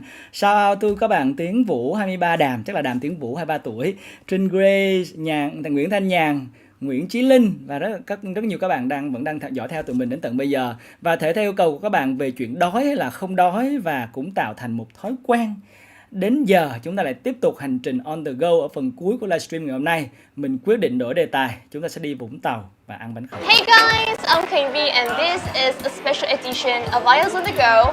And you know, I'm a food lover. I love traveling, and it would be incomplete if we travel without enjoying the specialities of that area. And I'm lucky enough to be here at the coastal town of Vietnam, Vũng Tàu. And along with me is Trang, who will show me the best dish in town. Trang, what will we eat today? So today, I'm going to show you the speciality of Vũng Tàu, which is bánh khọt. Bánh khọt is the crispy, savory, and tiny pancake of Vũng Tàu version. So bánh khọt is made by a mixture of rice powder, water, and you pour that mixture into a riddle, a huge iron riddle, and then you top it with some shrimp or some pork, your favorite, and then voila! In about 1 or 2 minutes, you have this delicious dish. Yeah. Okay. My mouth is watering. Yeah. So this is for one person. It's also one portion. Yeah. So bánh khọt, it sounds very easy to make, but it's served with a little bit more complicated. It is served with some chopped papaya, and it is served with some vegetables and some herbs as well. So fish sauce. Yeah, fish sauce. So here we have the shrimp version. You have the shrimp right here, and some chopped onion on here. And I'm going to show you how to eat this, okay? Yes. Okay. It smells so good, guys. Starving. You take a lettuce. You know, Vietnam and other Asian countries, we have wrap and roll culture, everything with veggies, and with the main dish, it can make a perfect dish. So you will take some herbs. You want it? Herbs? Yeah. I love veggies. Can I use my hand? Yeah, sure. I often eat the wrap and roll with hands. Me too. So now you take some chopped papaya. Put it here. Okay. So you take bánh khọt. This is the first time I've eaten this dish. And you roll it. Roll it, right? Yeah, roll it. And the last thing, you dip it into the fish sauce. Yes. And voila, that's it. Appetite.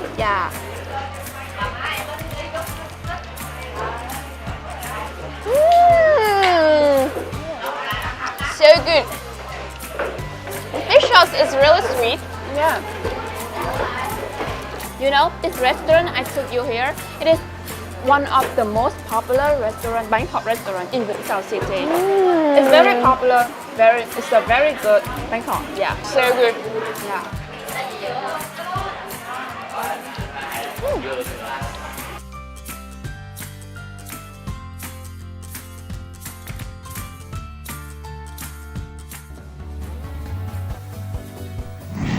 Thank you, Trang, for taking me here. It's so good. I actually can have 2 portions. You're welcome. Yes, thank you so much. And definitely I will be back here and enjoy the bánh khọt once again. And guys, you know that, Vietnamese cuisine is really diverse. We have many dishes, but in between, we always have exotic snack and bánh khọt. But this is one of them. Yes. So if you love bánh khọt, you love Vũng Tàu, and if you love Vũng Tàu, you love bánh khọt. It's a brand of people here. And yes, if you love food, if you love to discover every single corner in this country, Vietnam, don't forget to subscribe to our channel, IELTS on the go, IELTS FACE-OFF, and we will bring you many more surprises to come. And now goodbye and see ya!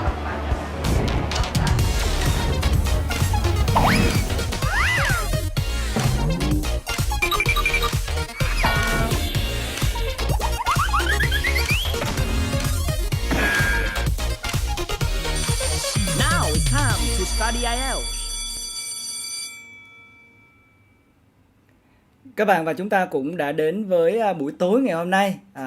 Cuối cùng thì cũng đã đến lúc mà phải nói lời chia tay cùng với mọi người rồi. Đã có một buổi tối rất là thú vị, bởi vì học được nhiều kiến thức. Mình cứ thấy là học được nhiều kiến thức là thấy thú vị. Đến tận bây giờ vẫn còn các bạn ngồi cùng với nhau cũng là thú vị rồi. Như là truyền thống, như một thói quen, đó chính là tụi mình truyền cảm hứng cho các bạn để ăn uống, đúng không? Vào cái thời điểm này trong ngày mà mình sau đó học xong mà mình tự thưởng cho mình cái gì đó hay ho thì cũng thích, đúng không ạ? Có nhiều bạn hỏi là chưa bao giờ ăn bánh khọt. Bánh khọt là một trong những cái món ăn đặc sản rất là nổi tiếng đến từ quê hương Bà Rịa Vũng Tàu, cũng là quê của mình. Và Khánh Vy cũng có một lý do rất đặc biệt mà rất là yêu cái vùng quê hương Bà Rịa Vũng Tàu này. Lý do là gì thì các bạn tự tìm hiểu. Còn các bạn hỏi là bánh này nó ăn như thế nào á, thì thực ra nếu như bạn đã từng ăn bánh căn, là một loại bánh cũng rất là phổ biến ở Đà Lạt và khu vực Phú Yên, Bình Định của chúng ta, thì sẽ biết là cái loại bánh khọt này nó được đổ ở trong cái khuôn á. Và bánh khọt nó khác một xíu là nó có đậm vị dầu mỡ hơn, nó béo ngậy hơn vì nó được làm từ nước cốt dừa nữa. Và cái vị của nó rất là đặc biệt, bởi vì nó trộn lẫn giữa cả rau ở bên ngoài nè, ở giữa thì có đu đủ được bào ra nè, tôm giòn rụm nè, rồi giá nè, đó, và cuốn vào ăn chấm với lại nước mắm chua ngọt rất là ngon luôn. Hy vọng rằng các bạn đã học được nhiều kiến thức hay ho trong buổi tối ngày hôm nay. Và chúng ta cũng như thường lệ sẽ kết thúc cùng với âm nhạc. Và âm nhạc mình sẽ mang đến cho các bạn trong cái phần khép lại chương trình này sẽ là Be The Miracle, bài hát chủ đề của show IELTS FACE-OFF của tụi mình. Đó, mới nói xong cái tự nhiên nó bị đắt đèn luôn. Bài hát chủ đề của show IELTS FACE-OFF của tụi mình, và bài hát chủ đề này sẽ được trình diễn bởi Khánh Vy, hát rap, và ban nhạc trình bày sẽ là Minh Quân Bùi và IFO Band. Bài này được viết lời bởi Phoebe Trần và cũng là một cái lời mà có rất là nhiều những cái chi tiết hay ho, cũng như là truyền cảm hứng cho các bạn. Ví dụ là tôi thường hay ngồi trong một mình, I always hiding in the corner, tức là tôi thường trốn vào trong một cái góc đó. Và tôi wonder, tôi tự hỏi tại sao tôi không thể đạt được những cái điều mà tôi mong muốn. Đó, khi mà bạn thấy những khó khăn thì chỉ có một cách là bạn face off nó, tức là bạn đối mặt với nó để có thể vượt qua. IELTS chỉ là một trong những thứ mà bạn phải đối mặt trong hành trình cuộc đời của mình. Còn nhiều thứ bạn phải đối mặt mà, đúng không? Và nếu mà không đối mặt với nó thì bạn sẽ không vượt qua được đâu. Cho nên là nếu mà bạn còn chần chừ khi mà bắt đầu cái thứ gì đó mới, học một ngôn ngữ mới, sách vở ra học bài, hay là bắt đầu một cái thứ gì đó thú vị, thì hãy đừng quên IELTS FACE-OFF luôn luôn là một động lực chính cho các bạn nha. Còn bây giờ thì sẽ là Be The Miracle, hãy là một phép màu. Và đây là bài hát chủ đề của IELTS FACE-OFF cùng với Khánh Vy, Bùi Minh Quân và IFO Band. Hi guys, the melody familiar enough? IFO Band, our vocalist Mikey. Let's do it. I've been hiding too long in my corner. Why do I spend days you fear and ponder? What is rough is so tough, and they weigh my spirits down. But the rocks make up the mountains, they will also be my crown. My dreams, they don't shine like bright stars. Bright stars. I keep my faith that day is not far. Don't you worry, wipe your fears, and your wings will finally fly. Bit of faith, a bit of me, will make miracles come true. Face up, you can win against the odds. Face it, be brave when times get hard. Have faith and passion, it won't fail you.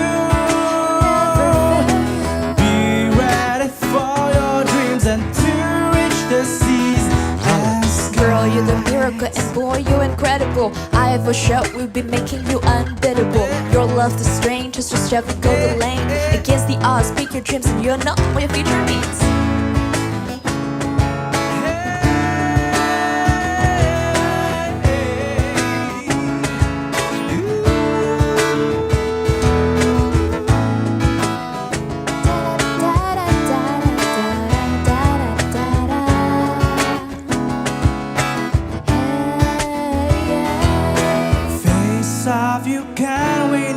The odds.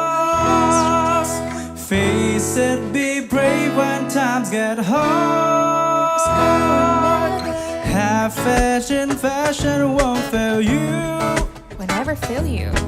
Be ready for your dreams and to come on. Face up.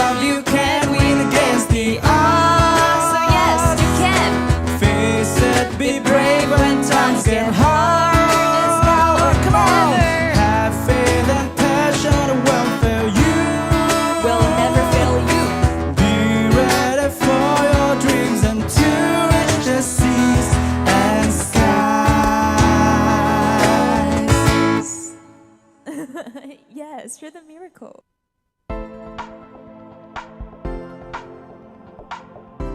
Các bạn thân mến, như vậy là Be the Miracle cũng là những giai điệu cuối cùng vang lên để khép lại cái show It's Time to Study IELTS cùng với tụi mình. Đến tận bây giờ mà bạn mèo méo meo cũng nhảy vô hỏi là em stuck ở bài Multiple Choice thì phải làm như thế nào? Mà ngày 20 thì em thi rồi. Trời ơi, em nói thiệt là em đặt cho anh một cái câu hỏi quá khó luôn, đã gần nửa đêm rồi. Và Multiple Choice cũng là một dạng đề mà rất là nhiều bạn cũng quan tâm, cho nên là tụi mình sẽ chuẩn bị những cái nội dung liên quan đến Multiple Choice để gửi đến các bạn ở trong buổi livestream tiếp theo, sẽ vào lúc 8 giờ 30 phút vào buổi tối ngày thứ hai nha. Và như là nhiều bạn cũng hỏi cái lịch livestream của tụi mình mỗi buổi tối như thế nào, thì tụi mình đang cố gắng đều đặn mỗi buổi tối từ 8 giờ rưỡi cho đến 11 giờ sẽ có những cái nội dung, những cái bài giảng, những cái talk show, những cái đoạn thú vị, và đôi khi sẽ là những video mới, những cái bài nói chuyện hay mà đội ngũ admin của tụi mình tổng hợp được và chia sẻ nóng hổi luôn với các bạn. Các bạn sẽ được xem premiere trước ở trong livestream của tụi mình trước khi xem ở trên những nền tảng mạng xã hội khác. Buổi tối ngày mai thì sẽ là những nội dung rất là thú vị khác nữa, những cái talk show được tụi mình tuyển chọn, và cũng sẽ là những câu hỏi được lựa chọn ra để trả lời cho các bạn về những vấn đề liên quan đến IELTS, học tiếng Anh, học ngoại ngữ và khám phá những chân trời mới của kiến thức. Cảm ơn các bạn đã đến với tụi mình trong buổi tối ngày hôm nay làm về hoa hậu nha ad. Ok, tụi mình đã từng có một cái video liên quan đến hoa hậu thì chắc là tối mai tụi mình sẽ tổng hợp lại để chia sẻ với các bạn về cái nội dung này, nội dung liên quan đến hoa hậu. Tony, wish you guys has a nice sleep. Thank you so much. Ok, cảm ơn các bạn rất là nhiều bởi vì đã giữ sóng cùng với tụi mình đến tận bây giờ, tới 11 giờ đêm. Ít nhất là đã có 64 thiên thần đang ngồi nghe mình nói chuyện bây giờ. Và cảm ơn 64 thiên thần đã trở thành những thiên thần rất tuyệt vời. Tối nay đảm bảo ngủ ngon lắm. Thiên thần nào mà học bài chăm chỉ là tối nay ngủ ngon, mà thiên thần nào mà không học bài chăm chỉ tối nay sẽ nằm mơ thấy con cú màu xanh. Mình không biết cái con cú màu xanh đó cho đến khi Sun Sirius nói là con cú màu xanh đó là con Duolingo, bây giờ mới biết đó. Bạn Meo lời nhắn gửi từ ad là nhớ xem video ad gửi nha. Mình rất là ghen tị đứa nào mà đang được ở nhà và nằm ngủ ở nhà đó. Những đứa con xa nhà, đang đi học xa nhà nên đang rất là nhớ nhà. Mình biết là bây giờ thì đang có một admin là bạn Thanh Vân đang có mặt ở tại Quảng Trị, về nhà thăm nhà rất là vui. Đó, các bạn hãy tận hưởng những cái thời gian khi mà mình đang có bên gia đình. Mình biết là cũng có rất là nhiều bạn ở đây là chủ nhật tranh thủ về nhà quê chơi, cho nên là có khi sáng mai thì mới lên lại. Hãy tranh thủ thời gian này ở cùng với gia đình của mình ha, tận hưởng những thứ ý nghĩa nhất, quý giá nhất. Biết đâu là bạn sẽ có nhiều những cái gợi ý về các cái bài nói chuyện đó, chúng ta có nhiều những cái tiếp xúc đối với những người xung quanh mà chúng ta yêu mến luôn, đúng không nào? Và đó, Thanh Vân về quê để lại em mèo mây, em muối ở trong cho Sun Sirius. Không biết là đêm nay cả hai anh em này sẽ qua như thế nào. Trong này ai 2K7 không? 20 tháng 8 sắp thi rồi. Ủa thi gì vậy? Thôi dù là tụi em thi cái gì thì đó, như anh nói đó, nó luôn luôn là một trong những cái thử thách trong cuộc đời mình, mà nó nhiều thử thách lắm các em, mà nó ở nhiều cái dạng khác nhau lắm. Đôi khi mình bị bù đá cũng là một trong những thử thách. Mình vượt qua như thế nào, cái đó nó còn khó gấp trăm lần IELTS, đúng không? Cho nên là những cái thử thách liên quan đến bài thi thì chắc chắn không phải là đáng kể đối với tụi mình. Mình đã bỏ ra mấy tiếng đồng hồ ngồi học cùng với nhau, chứng tỏ là ý chí của các bạn cũng ngầu và dữ dội lắm, đúng không nào? Đừng lo, các bạn sẽ vượt qua tất cả những cái thứ đó một cách dễ dàng thôi. Còn bây giờ thì cảm ơn các bạn rất là nhiều bởi vì đã giữ sóng cùng với chương trình. Chúc cho các bạn sẽ có một đêm ngon nhất. Và nhớ nha, các thiên thần học giỏi thì luôn luôn được nhiều người yêu mến. Mình chúc cho các bạn sẽ có được thêm nhiều năng lượng để đi vào giấc ngủ ngon. Còn bây giờ xin chào tạm biệt các bạn và chúc các bạn ngủ ngon. Bye bye.